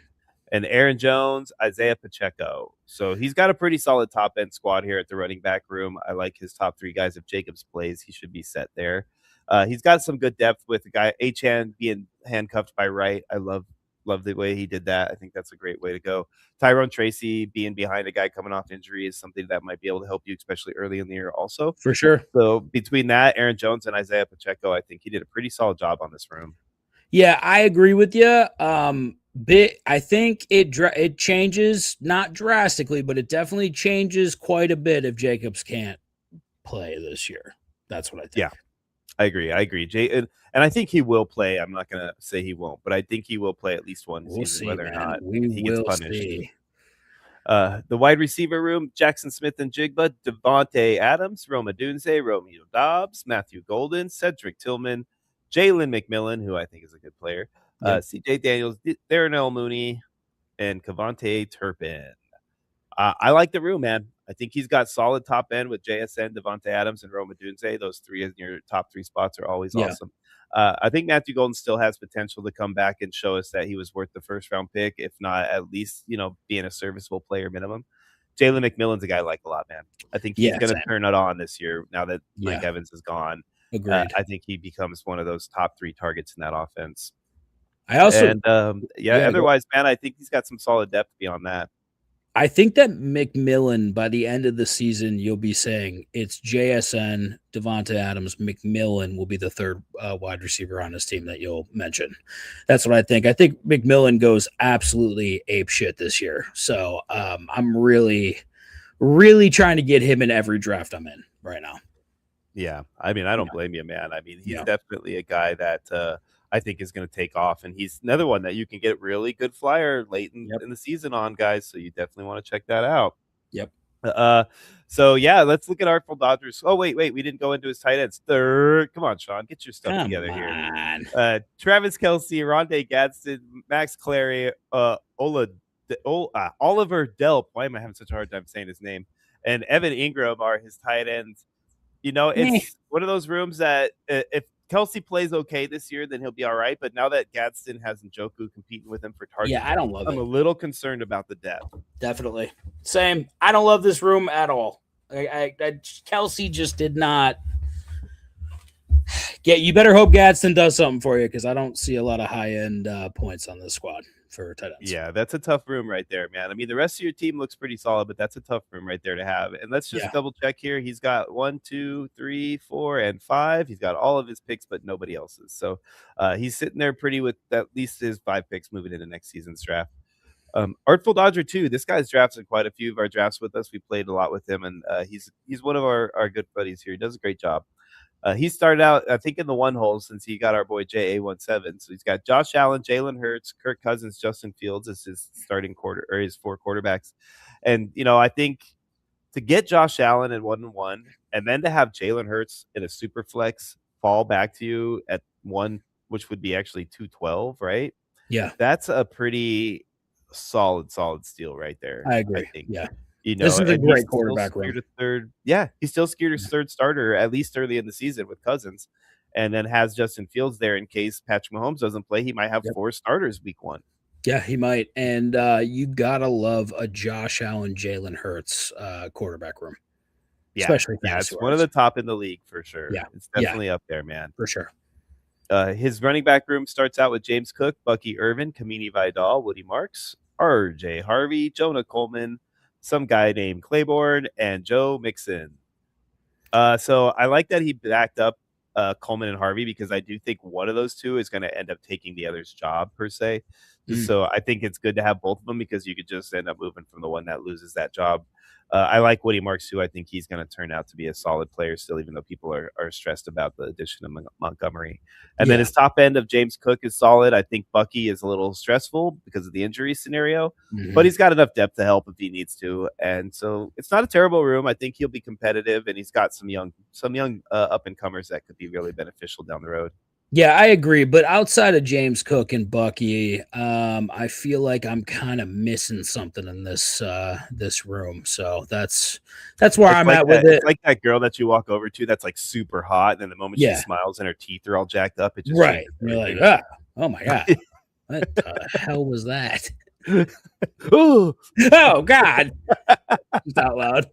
You just act like you were trying to talk to the guy behind her. How's it going? Excuse me. Close your mouth. Please don't smile anymore. Please, sweetie. Please. Oh, man. It's all right. We love all you guys. Dental or no dental work. Let's go to the receiver room. AJ Brown, Cortland Sutton, DK Metcalf, Troy Franklin, Alec Imanora, Kyle Williams, Keenan Allen, Khalil Shakir, Dontavion Wicks fill out that room. I think he's got some decent top-end talent. I like that he's got 3 starters in his team on A.J. Brown, Cortland Sutton, DK Metcalf, like he does, like 3 number 1s on their offense. For but the depth there beyond that is a little sus. I'd be concerned, slightly concerned. The best back that he had, or the best backup receiver that he has, his 4th guy is Khalil Shakir, and I like Shakir a lot, but I don't like him as like my only depth guy. Yeah, I mean, maybe Wicks could kind of be that guy. I think maybe Iomanur, I don't know how to say that guy's name. The guy in Tennessee, I feel like might be able to develop into something just because they draft a Carnell Tate this past draft. Maybe he can get a little better coverages for him. But yeah, I don't love having Shakir be your best depth option at all. Yeah, it's a little concerning. He might have some room for growth there and some trade options and stuff, depending on what picks he has or whatever. Yeah, let's see the picks. I feel like we gotta make a move in that wide receiver room. Yeah, I agree. If he wants to be competitive in the early parts of these next few seasons. Sure. Yeah. Sam Laporta, Eli Stowers, Cole Kmet, Jawan Johnson, Jake Tonjan, and Luke Musgrave is the tight end room. I like Stowers, man. I think he's going to be somebody who turns into a really solid player in the long run. It might take a year or 2 to get there, so be patient with him. Don't expect him to be your starter out the gate. But, a situation like this where he's behind a guy like Laporta, I think is perfect. Yeah, I agree with this. Kmet is a good piece, too. I think Tongas I think he could be something. I don't love Musgrave, and I don't love Johnson. But I feel like you have enough here to be competitive. Yeah, it should hold down the fort for you at minimum. It's where Yeah. your tight end room isn't the reason you lose per se. Exactly. He's got all 3 or all 5 of his picks too in the 27 draft, Nice. so he's not missing out on any assets in the next season either. The Dealer back, is buddy. back. The dealer is back, is our buddy Ken, and he's kind of our co-commish on these dynasty leagues. He's our Dino Guru guy, and he helps us maintain our dynasty integrity and works with us on commission these leagues for us, and we really appreciate him. And he does a great job with drafts too, man. He'll be on the show from time to time. You guys will start to see him here when he gets to the point where he can be available more often, and we'll throw him on here so we can rag on him a little bit. And him and Scott, they just love talking next to each other, so that'll be a fun one. Can't wait for that. He's got Brock Purdy, Aaron Rodgers, Jalen Milroe, Fernando Mendoza, Carson Beck, Daniel Jones, Andy Dalton, Hendon Hooker, and Will Levis. Man, that is the largest quarterback room of the group. And he does have some pretty solid players in there. I like the Brock Purdy, Aaron Rodgers to hold down the fort for now setup. And then having Fernando Mendoza and Carson Beck, the 2 top quarterbacks drafted in the class this year. Those 2 guys, at least one of them is going to for sure have his opportunity to start for a while. Carson Beck, I personally think, will win the starting job next year if they don't draft a guy early rounds 1. So I like it. I think he did a decent job with there. Daniel Jones is a good third starter to have as a short-term, stopgap, I guess you could call it. For sure. Yeah. So, yeah, I think it's a decent enough room. It's a lot. I would probably drop a few of those guys because I was about to say that's a lot, man. Let's get some of these guys off the roster. I think you got to get rid of Milroe. I think you could say, I know Carson Beck might have a little upside. I don't see it. Will Levis. I get rid of this guy right here, Andy Dalton. Andy Dalton's off my team in a heartbeat. Hendon Hooker off my team in a heartbeat. Yeah, I feel like. And even Will Levis, I might consider dropping too. Get rid of Will Levis, dude. Yeah, at least don't need those guys. 3. So yeah, and he will. I'm sure he just hasn't cleaned up his squad yet. He'll get there. 4 running backs. Yeah, right. He's a real deep running back guy. This is his MO. No, I'm just kidding. It's the opposite. He's always avoids the running backs. It's just like a plague. Wow. It's so funny to me. But this happens to him every year. He's got Travion Henderson, Jalen Warren, Kenneth Gainwell, and Caleb Johnson as his only running backs on the team. Yeah. He's obviously not trying to be competitive year 1 with the squad. So it's looking like he's going for that 2 or 3 year build mode. So if that's the case, man, more power to you, buddy. But that is one ugly room. You got to do something there, buddy, if you want to compete. For sure. Yeah, right. That room doesn't even get invited to the parties on Friday nights. No, that room's got a bunch of fat girls in it, too. Hey, we don't talk about that here. Well, I'm just saying. I'm fat. I can say it. It's legal for me to say it. Don't you police my fat words. How dare you? I love it. Amon-Ra St. Brown, CeeDee Lamb, Jalen Waddle, Alec Pierce, Ricky Pearsall, Jack Besh, somebody with a T in his name, and Hurst, Rashid Shaheed, another somebody, McCutch, ... Marvin Mims, Demario Douglas, and Keyshawn Booty. He's the king of names that I don't know, and he did it to me again with 2 or 3 in this room. Yeah. But man, I think it's a top end heavy team right here in this wide receiver room. Explains why it's a horrible running back squad, huh? Yeah, it's big. Pierce could be in. He got paid, so maybe he's in for a big year here. Pearsall looks like he can maybe be something, but I think if you have these wide receivers, don't you kind of have to shore up that running back room even more, because he can compete with wide receivers for sure. I think so. He's got the running backs, he's got the quarterbacks, the wide receivers. Does he have the tight ends? Harold Fannin, Mason Taylor. No. Fannin is a good one. I like Fannin a lot. Fannon's great. Yeah, I like Fannin too. And Njoku's gone now, so who's going to throw him the ball? That's my biggest question. I don't like the rest of the options at all. Yeah, it's a little scary on the depth there, but a couple of moves on this team, and you could actually be competitive without having to wait till next season. Just got to fix that running back room and maybe a little depth on tight end. He does have all of his picks available, plus an extra third from JoJo, so he's got some opportunity to make some moves if he wants to. Yeah, agreed. And he probably will. He's the type of guy that will. He just gets a little closer to the season before he starts getting super into it because he's busy right now with work. Yeah. But Dirty Bird Nation is the next team. Dirty Bird, would you get out of here, you stupid notifications? Sons of Dirty Bird Nation, baby. Jordan Love, CJ Stroud, Jameis Winston, Tua Tagovailoa. Yeah, that's how I feel. Ugh. It is a lot of milquetoast out there. I'm not gonna lie. That's gross. That's disgusting. Yeah, that room is disgusting. I don't care. Dirty Bird, I think you're probably a great guy. Your quarterback taste is just horrific. That's horrible. Well, you know what I think he did is attack his other positions to make up for it. I think he did a pretty good job elsewhere here. All right. He's got Ashton Janty, Jeremiah Love, Kyle Monangai, Tony Pollard, Bijan. Oh, wait, let me double check and make sure this is not Bijan or Brian. It is Brian. Look at you trying to fool me, sleeper. It's Brian Robinson, not Bijan, but Brian Robinson. And Braylon Allen, Will Shipley, Devin Neal, and Moss from the new kid. Actually, I think he ended up retiring. Moss did. So yeah, he's probably gonna drop him since he's not technically playing now. But yeah, his top end is hot, man. Ashton Janty, Jeremiah Love, they both still have potential to be like two of the top backs in fantasy. You gotta love he's definitely thinking for the future with those guys because they could be a 1-2 punch from hell, dude. He's locking down that depth at running back for the long term for sure by doing that, and working on the rest of his team. We'll see how he did with the rest of them, but obviously the reason his quarterback room suffered was because of situations like this, though, because he was attacking a different position. Braylon Allen, you can go ahead and ship out of town because I'm done with him. He's done for me. I mean, I don't have any issues with him. If something goes down with Brees and injury-wise, then Braylon becomes a starter. And when he does, he gets 6 yards in the entire game. So let's not celebrate as long as he does that from the 5-yard line, I'm okay with it. Yeah, that didn't happen, just so you know. All right, so where were we now? We're on Dirty Birds, wide receiver room. He's got Emeka Egbuka, Marvin Harrison, Jaden Reed, Malik Neighbors, Zachariah Branch, our boy Bell that we just drafted, who I like a lot, Hill, Kirk, Slayton. I'm just going to say last names to run through them quick.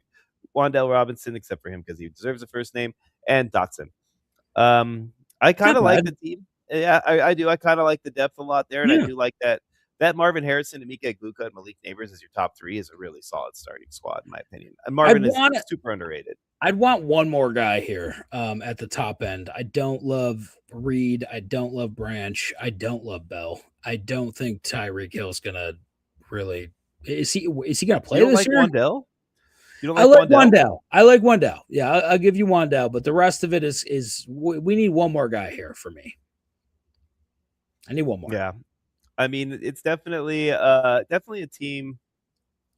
I like it. I like the depth on it. I think that he's got some young guys in here that could really do well for him. But there's some guys on here that I'm like, why are you even carrying these guys at this point? Yeah, totally. Some of them you should just get rid of. I think, like I said, I don't think he's actually purged his squad yet. So otherwise, top end wise, I really like it. Okay. Dalton Schultz, Jatavion Sanders. I have no idea who this is. Kozoil, Dawson Knox, and Brenton Strange. You must be backing up Brenton Strange. Not bad. So, yeah, it's not terrible. It's not bad. He's got kind of it's not high end top end, but it's good top end, middle of the ground with Schultz and Strange. But they're both I think guys that'll produce kind of consistently. Maybe not high end here, not low end there, but kind of middle ground. They'll be that baby bear kind of flavor on a regular basis. Right. So I don't hate that. I don't hate that at all. He's got his first, second, third, fourth, and fifth round picks is available to him as well. So it's not a terrible squad at all. Overall, with the exception of that disgusting quarterback room that we talked about. Yeah, very bad. Very, very bad. That was. So let's scroll us on over here to the next team here. See, we're moving right on through. This isn't as bad as it was when I started out with my debacle of a squad. Yeah, it's a little easier now that the colors are there for me to follow along with. Agreed. Joe Burrow, Justin Herbert, Jacoby Brissett, Deshaun Watson, Trey Lance, and Terrence McKee. I like this top end. Joe Burrow, Justin Herbert. The fact that you're able to snag both those guys in a super flex is kind of beyond me. How does a draft fall for you to get those two guys on your team together? It's weird. Unless you traded up for them, it's kind of a crazy deal. But I mean, that's still pretty awesome either way. I like that you got a third starter in Brissett, at least for the start of the season at minimum. Yeah. I'm a little concerned about the depth behind that. I just don't like Deshaun Watson, so I refuse to accept the fact that he's going to start. But if he's not going to start and do well, though. Yeah, he won't start. I don't think he'll be a starter fantasy wise, whether he's a starter in the NFL or not. Exactly. So that's but the top end, he probably won't even need that as long as everybody stays healthy. Mm-hmm. In the running back room, he's got David Montgomery, Tyler Algier, Marshawn Lloyd, Dylan Giddens, I think his name is. D. Giddens, whatever. Randall, I don't know his first name either. I'm going to keep it up. S. McGowan, I don't know his first name either. Jordan Mason, Ketone Mitchell. Yeah, you guys laugh at me all you want. I don't know. Ketone Mitchell. I have never heard of that guy, but all right. Keaton, all right? Keaton. Yeah. Keaton Mitchell. I think it's just Keaton Mitchell. I know. Is it? I just thought it was Keaton or Ketone. No, that's just. Hey, all right. If he's just another Michael, then that's fine with me. I could say Keaton. It's just Keaton. I think it's always been Keaton. I've never heard Ketone. That is the craziest name I've ever heard in my life. I think maybe I just want to keep calling him Ketone. I think that's maybe it. I think that's probably it. This running back room leaves a lot to be desired. Yeah, it's a little. This is bad. Wacky, right? I mean, you guys the worst running back room so far. There's a problem. This is bad. Yeah, I mean, he's going to have to do some work on this room for sure. It's going to take some time to get there. I don't think it'll happen this year for him unless he gets crazy and makes a trade. But right now, he's going to need to in order to be successful there. He's got, and his wide receivers, he's got Olave, Higgins, McConkey, Watson, Tyson, Wilson, Flourney, Williams, Hunter, Lane, Lambert, and another Lane. Look at that. He's got two J Lanes on two different teams. I'm going to go ahead and call this right now. I'm going to say that Sun Devil is the last place team in this league. He wants the 101 in 2027? Wouldn't surprise me. If that's I think that he is a last place team. I'm calling it. I want to call it. Sun Devil, I'm sorry if you're watching. This is a last place team right now. I like his top three. I like his Olave, Higgins, McConkey. Is Olave going to be healthy? Is Higgins going to be healthy? Does McConkey know that he's a wide receiver still? Is Jordan Tyson going to be on the field at any point? And who are the rest of these guys? Don't forget about Christian Watson. I didn't. I can assure you. I saw the name and didn't say it purposefully. I mean, I don't hate it as much as you do, but I guess not good. Sun Devil. This is a last place team. He's nice. I'm not. Last place team. All right. Tucker Kraft, Ty Ferguson, Jay Jolly, and Kadon. You're going 10 rounds with the English language right now. It's the craziest thing I've ever seen. Usually Scott's the one that does names worse than me. Like, I guess I'm just like, maybe I miss Scott and I'm subconsciously. Oh, Scott, come back to us. I miss you, Scott. This is great. Otten I love, Ferguson I love, and Kraft I really love. So I think that this is your saving grace. Still a last place team though. Yeah, right. Still the last place team, but your saving grace is that you have all your picks and you have a good tight end room, according Absolutely. to Absolutely. So yeah, SV Sun Devil, I'm so sorry that you just had to go through that. I hope that Let's move on over to Billy B and hope that Dan is a little less violent this time. I won't be, I can assure you. I saw this this quarterback room and almost lost my mind. Dak Prescott, Cam Ward, Joe Milton, and Shedeur Sanders. Sorry. It was a dry heave that I didn't expect to happen. I'm sorry, guys. That was horrible. My apologies. Oh, man. All right. So we know Dan's feelings about this team. Dan does not like it. He thinks this is a bad quarterback room. I think you have three starters because I do think Sanders becomes the guy that starts for you. We definitely want to start Sanders on our team for sure. That's for sure. I don't think it's terrible. I don't think it's a bad room at all. I think it's a mediocre room at worst. Saquon Barkley, Derrick Henry, Chuba Hubbard, some guy named E. Wilson. Nice. Another guy named B. Smith. B. Smith. Some guy named J. Blue. I don't know if that's a dressing or what that is. It is a dressing. Mike Washington. I'll stop playing around now.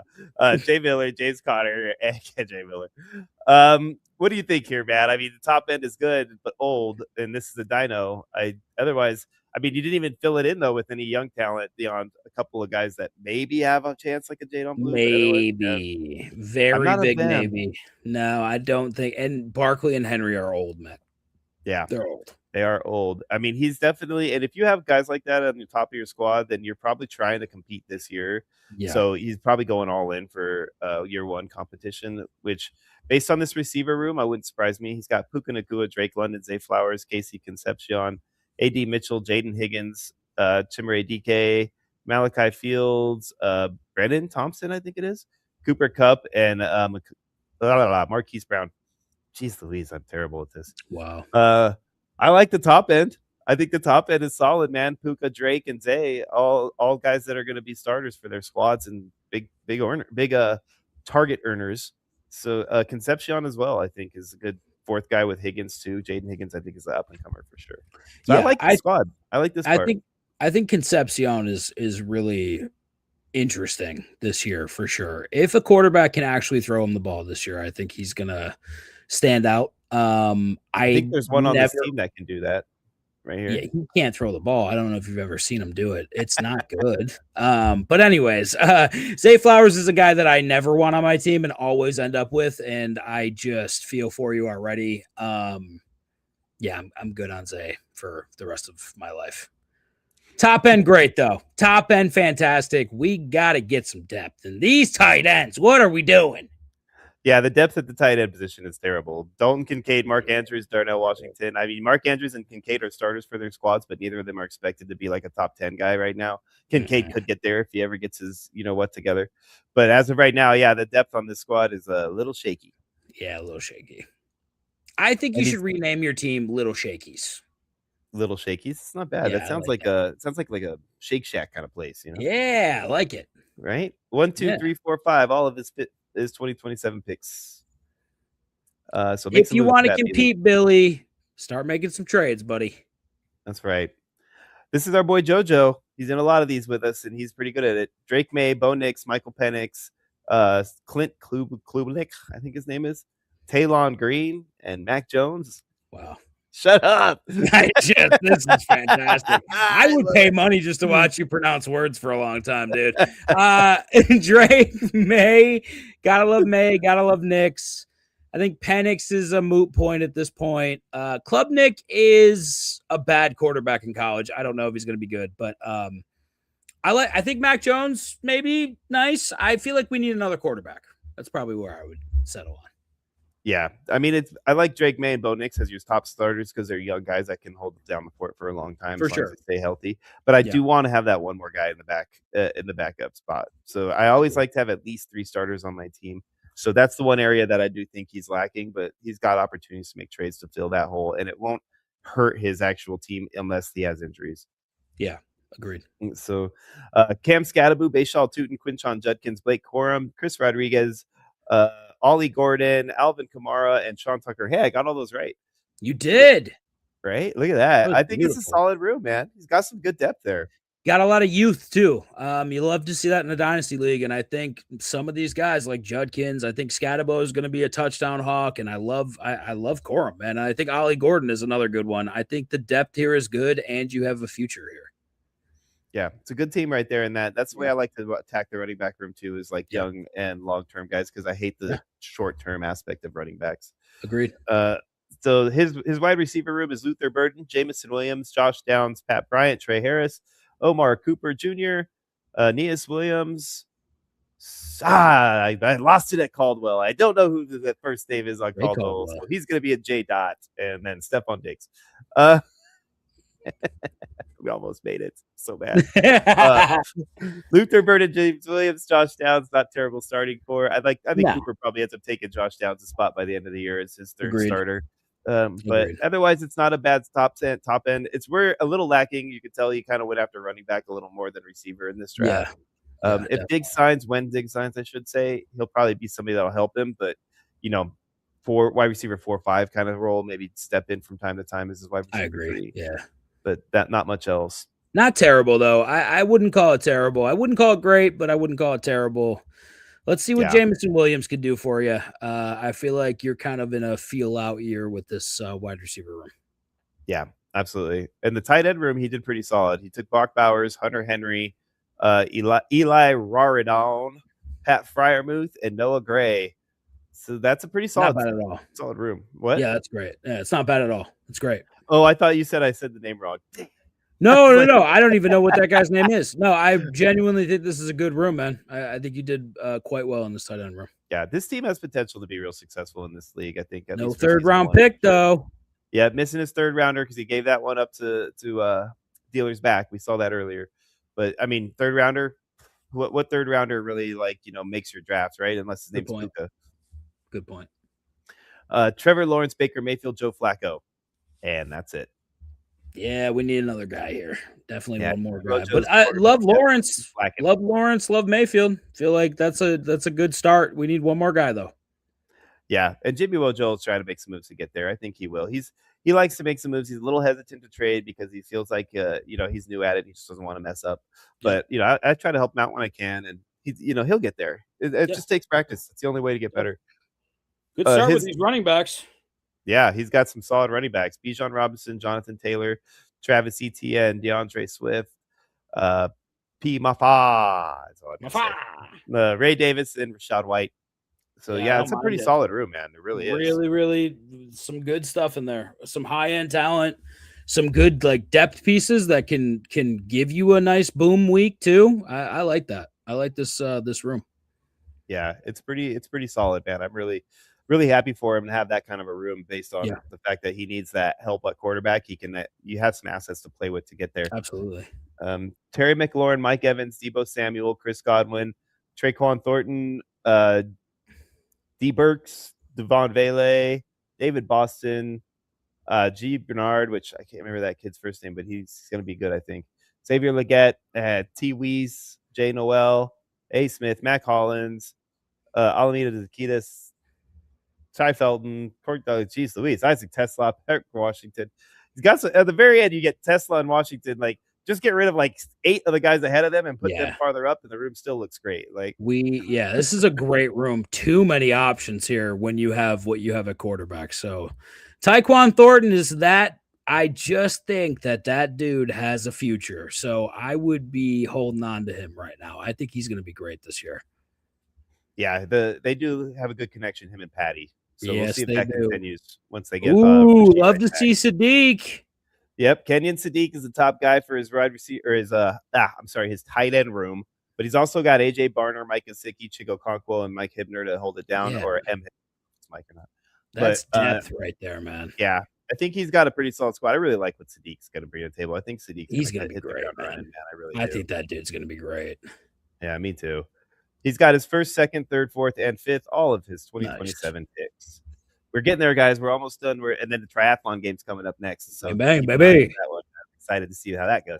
Also, if you guys haven't already, make sure you subscribe to the channel, and make sure you type in the word triathlon so that you can get into our game. All right. Jaden Daniels, Caleb Williams, Will Howard, C. Payton, and Geno Smith for D-Gage 20's quarterback room. I love that top end, man. Jaden and Caleb, I think, are 2 super studs for a long period of time for you. And you have a third starter, at least for 1 year, in Geno, to help you in the back end. So I think this is a great room, man, especially the way that some of the other guys snag the quarterbacks. This was a good haul for you. Agreed. Yeah. Good top end talent here. Yeah, absolutely, man. Way to go there. Kyron Williams, Javonte Williams, Samson. What's going on today, dude? I don't know, man. Allen, Nick Singletary, Allen, R. Stevenson, Ford. I'm just gonna say it like that from now on. Wow. That was worse than before. I don't even know what's happening right now. It's the beers, and it's just we're at an hour and 32 now. It's starting to get off the rails. You know what happens? We can start bleeding over into that, get close to that hour 2. Things start bleeding together, like triple vision. I see 8 Dans and a Scott right now. Oh, I love it. Kyron, I think it's a good room though, dude. I think he's got a pretty solid top end. I like Kyron, even though a lot of people are not high on him because of the quorum factor. I still think he's got something he's gonna bring to the table this year, and he'll score. People will feel better about him after a little while. Sure. I love Samson. I like Singleton too. I think both of those guys could get a little bit more involved with their offenses. this year. I think Singleton he's a sleeping giant, man. That kid is so good. So I like the future here. I like that you have Kyron, Javante. I think Stevenson's done. I think this year's going to be rough on him, but I like the rest of the guys here. I think that's a pretty good room. Yeah, I agree. I think that's an awesome one. Going to the next group here, we got Garrett Wilson, George Pickett's first, then Garrett Wilson, Michael Pittman, Nice. Carnell Tate, Nice. Quentin Johnston, Tez Johnson, nice, Dante Thornton, the other Bell that got drafted this year in Miami. If I can get this thing to scroll right, there we go. Wow, Jerry Jeudy, Jalen Naylor, and Benson. good room. That's not a bad room. I like the This top is a end, good dude. team. I like the top end. Pickens, Wilson, Pittman, and Tate. Followed by QJ. I think that's a really good fivesome right there. Man. I think this is a great team so far. I like the running backs. I like the wide receivers. I don't mind the quarterbacks. I feel like this is a great team. Yeah, really is, man. It's a super good team. And spoiler alert, I shouldn't say spoiler alert, but this, I don't know, what do you call it? Behind the scenes, right? Behind the scenes, this is the team that I was going through when I was trying to do the graphics, and I realized that the graphics were coming out all mixed up with the wrong players because I knew his team was better than what it put together for him. So that's when I realized that my graphics I thought I was going to use 10 minutes before the show were not going to work because they were completely wrong with the players that were on each team. So D-Gage 20, you saved the day, buddy, because I would have been running through completely wrong teams with you guys all day today. Yeah, that's good stuff. That's a good wide receiver room. Yeah. Kyle Pitts, Jake Ferguson, TJ Hawkinson, and Colby Parkinson are his tight ends. Honestly, it's a really solid team. It really is. There's not a lot of low end issues, or not a lot of positions that are having big issues based on everything else. He didn't lose anywhere because he pushed here. It seems like. I agree. Hey, this is a great team. He did a great job, man. Yep, and he still has all of his 27 picks too. So nice. Way to go, D-Gage 20, man. You did a great job here. Speaking of doing a great job, we got Thrill Kill. We know Thrill Kill does good all the time, so we're probably going to see that again. He's got Tyler Shuck, Malik Willis, Spencer Rattler, JJ McCarthy, Quinn Ewers, and DLR. Not a great room. Not going to lie. This one is a little rough. That's horrific. What are you talking about? Not great. That's a train wreck into a daycare. What are we what? This is a travesty. That's so funny. It's really not terrible. What are you talking about? So funny. This is terrible. This is headlined by Shuck. That's the headline. This is bad, dude. Let's see the running backs. That's a 0 out of 10. That's horrific. 0 out of 10. Wow, not even a 0.5. No. All the way to a Blukowski. I give him a 0.1. That was terrible, as Charles would say. Yeah, terrible.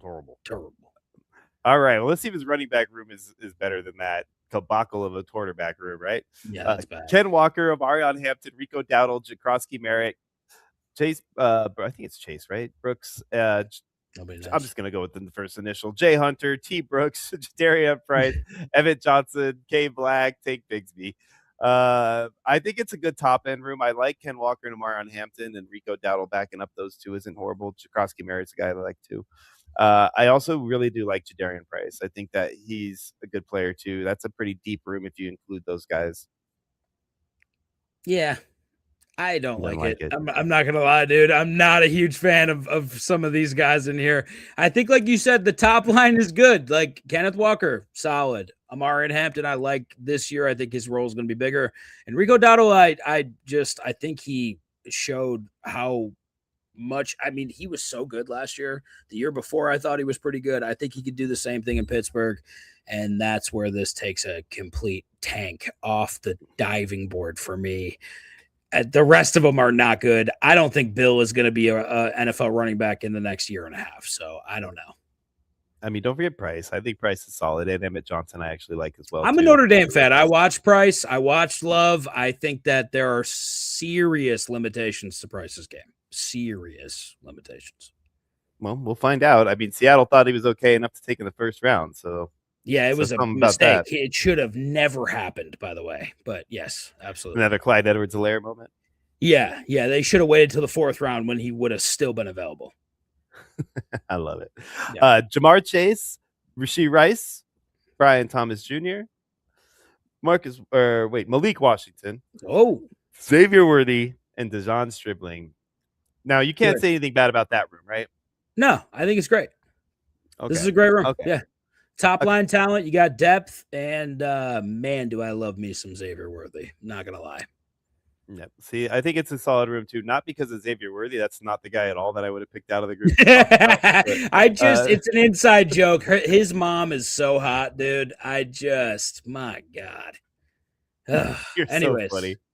All right, I'm gonna have to look up his mom now. I have no idea what she looks like. She is gorgeous.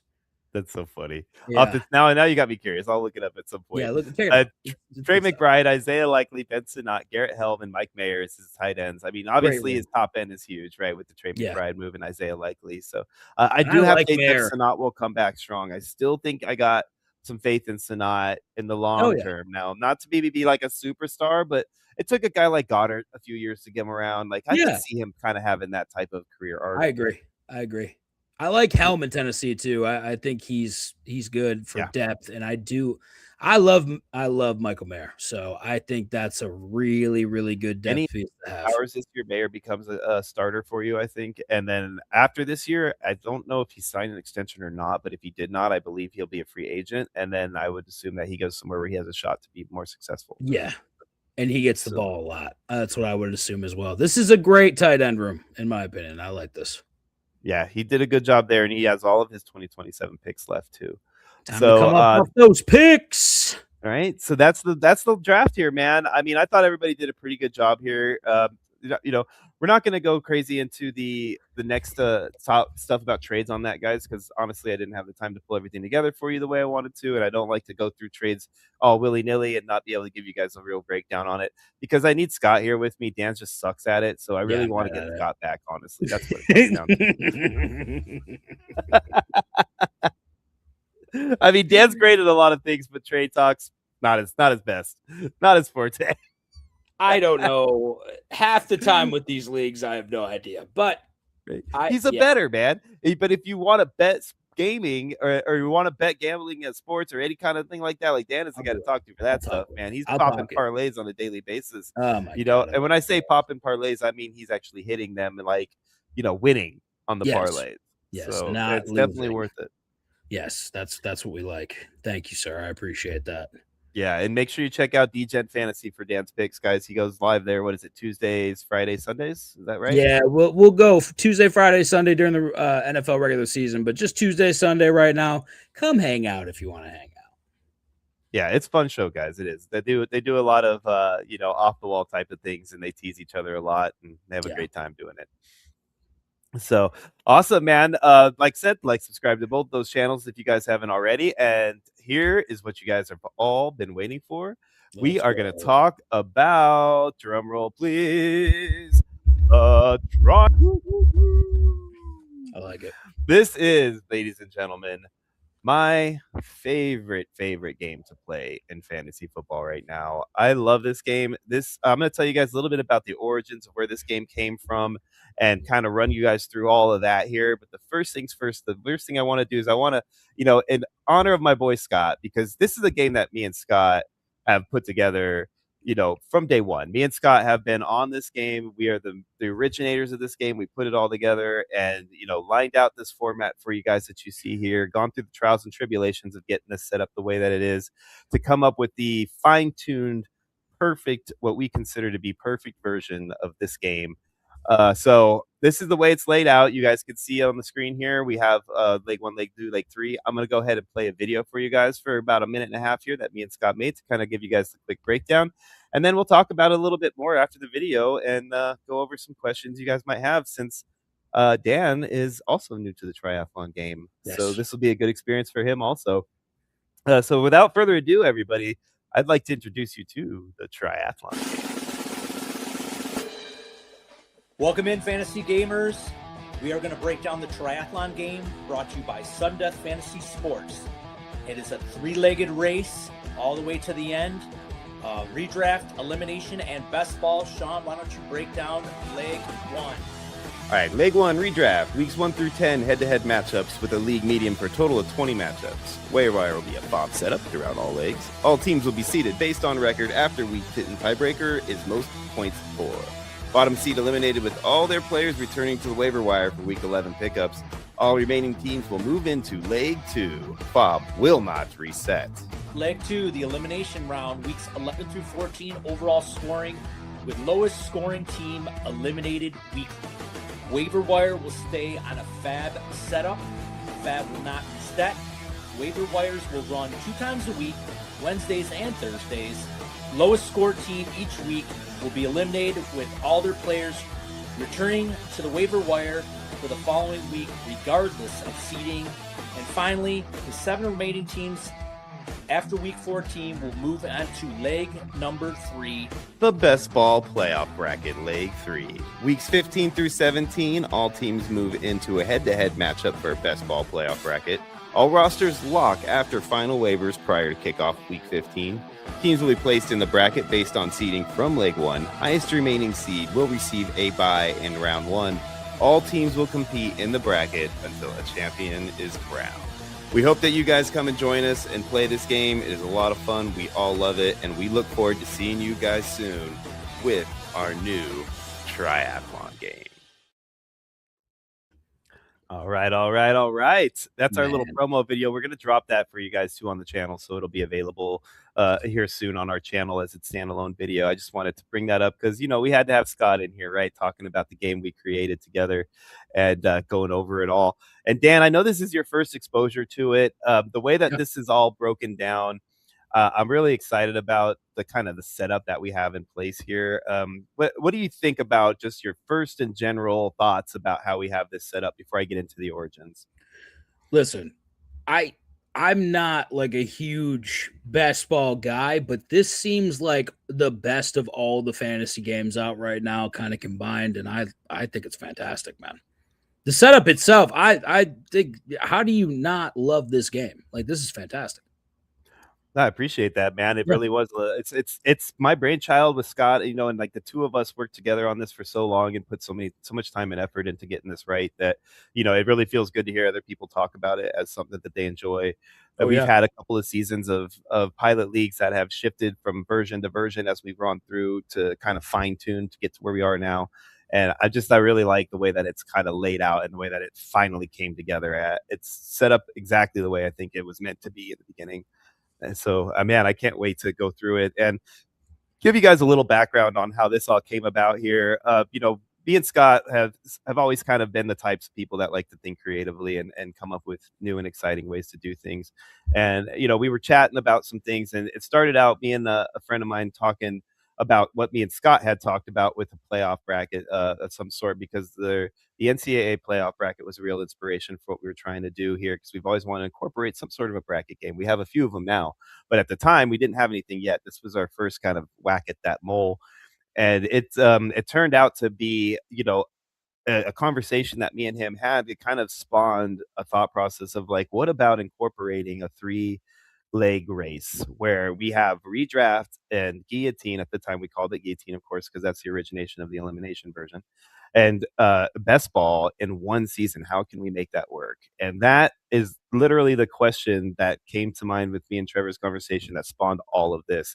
And from there, I said, wow, this sounds like a really cool thing. I need to get Scott in here because this bracket aspect, blah, blah, blah. So that immediately, literally, and Trevor will tell you this, he's probably laughed at me about it now. And I said, I gotta go. I need to call Scott about this, and hung up the phone on Trevor and instantly turned around and called Scott and like made this, conversation happen with him about how this was going to play out. He instantly loved the thought process.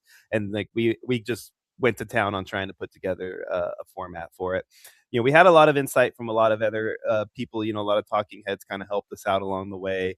And there's some things that we thought were some really good suggestions and like we tried to incorporate. And there's a lot of things that we didn't incorporate that some people thought were great that we just didn't really agree with, and kind of went in a different direction with those thoughts, because we just wanted to make it as simple and as fun loving as possible for you guys, and also add a dynamic that just kind of changes up like your strategy, right? This adds a whole nother avenue to strategy in this game, and that was the end goal for us. So it was from that point forward, man. It was just like a rocket ship. we just went forward with everything we could, and we've had so many good people talk to us about how much they enjoyed it. That the people that are new to this right now, you guys are going to have a lot of fun playing this game. I can promise you that. So, but Dan, do you have any questions about how it's laid out? Is there anything that you want to ask me about this format? Just being a guy who's brand new to it, because I want to make sure I cover any questions that somebody might have who's Oh yeah. listening that doesn't know about this yet. Yeah, for sure. So I think correct me if I'm wrong. So it starts out standard like fantasy league, right? You're just doing the redraft Yep. and everything. And then Yep, we for 10 weeks. switch. Go ahead. Sorry. No, go ahead. For 10 weeks, we do that, but we have a league median also. So don't forget about the league median. So that way, it's actually a total of 20 matchups you play against the league average every week, as well as your current opponent. Okay, cool. So you go from that to leg 2, which it's somewhat guillotine-like, or how does that one work? The elimination. Yes, leg? it's basically guillotine. Yeah, for lack of a better word, trying not to step on anybody's toes with it, but be calling it elimination. It's pretty much your standard guillotine league. The bottom team will be eliminated. All their players will go back to the waiver wire, and everybody will have the opportunity to pick those players up. The difference here is going to be that the FOB is going to roll over from weeks 1 through 10. So if you use FOB to pick up players on the waiver wire in weeks 1 through 10, that's not going to come back to you to start leg 2. Wow. So you enter leg 2. If you haven't been strategic with your FOB, you could be in a bad place. So it's really a kind of an important strategy aspect to make sure you maintain your FOB in a very diligent way. So that's and then when you roll into those weeks 11, 12, 13, 14, it's exactly like you said. Every week somebody's eliminated. Players roll back. All overall points. It's no matchups at that point. This seems like just a fantastic game, to be quite honest with you. I would love to play this. I can't wait. I'm getting in on this right away. Absolutely. We're going to get you in. I'm going to make sure you join at least our flagship league. Yeah, I got to get it. I just want to see how it works, man. I love all the aspects of it. And then especially the playoff bracket at the end here.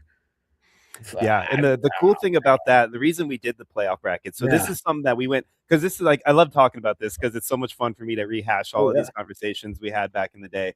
But like one of the things we talked about was, do we want to do redraft beginning and guillotine beginning, and like what order are we going to place all this stuff, right, in order to make it the most entertaining way possible. And we ended up settling here, and one of the main reasons that we ended up settling here is that once you get through the elimination round, your team depth is huge. Your roster is actually going to grow throughout. There's 2 roster expansions in leg 2. So you add a roster spot after I believe week 10, a roster spot after week 12, and you fill out a much larger roster by the end of week 14.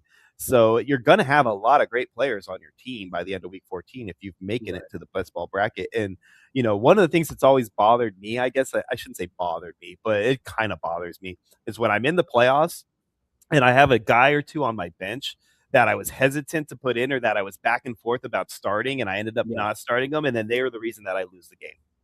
That always drove me insane in the playoffs, because it's not my fault that my team is so good that I have that tough of a decision to make. You know what I'm saying? Exactly.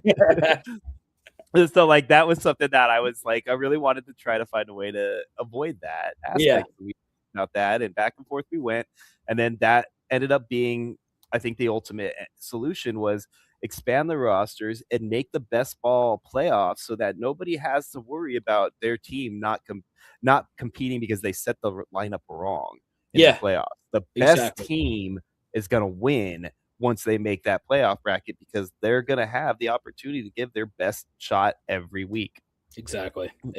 So that kind of, to me, made it more fun to have it at the back end instead of the beginning. And I really feel like it turned out to be the right way to go.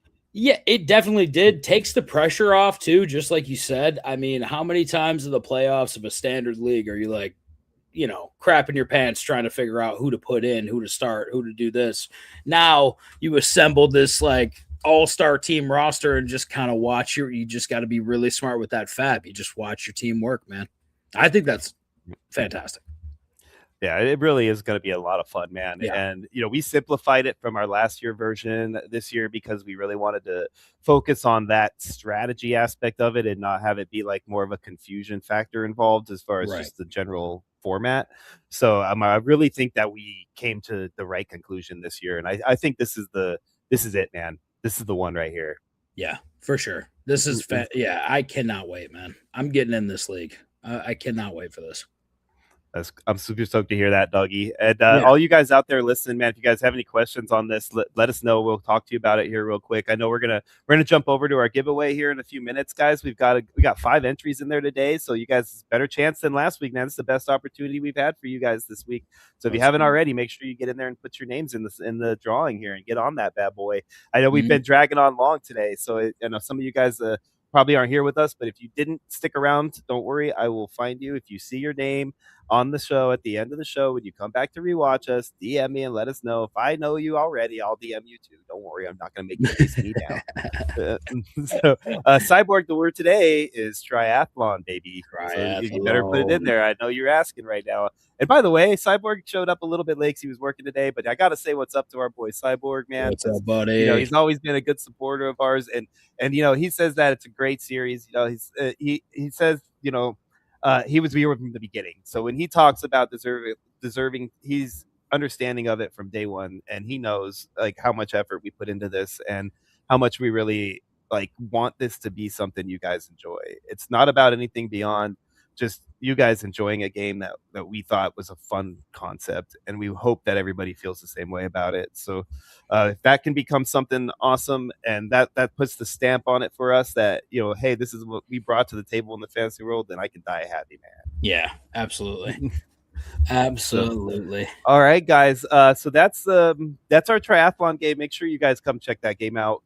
Get in the hub if you haven't already. We're going to get you guys squared away with those games when they drop. They're going to be dropping here very soon. Scott will be back in the next week, and then we're going to have an opportunity to kind of discuss the date that we want to set everything up, and we'll probably go into next week or so. First week Scott's back, and then we'll give you guys the actual launch date and stuff at that point in time. I really want Scott to be here for that because I didn't want to take away any thunder from Scott. He deserves just as much credit as I'm getting, and I wanted him to be here for that launch date.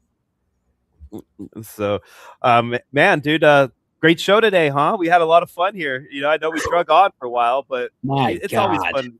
2 hours, dude. We went absolutely apeshit in a couple spots here. Glad you guys hung out with us. That game, listen, it's been 2 hours. All right.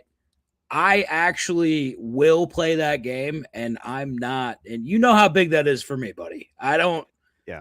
I'm more of just a traditional fantasy guy. Like that actually keeps you like in it. I feel like the strategy is kind of a little chess-like, to be honest with you. You got to be thinking 10 steps ahead at all points in time. So I'm into it, man. I'm actually like pretty impressed, dude. Good shit.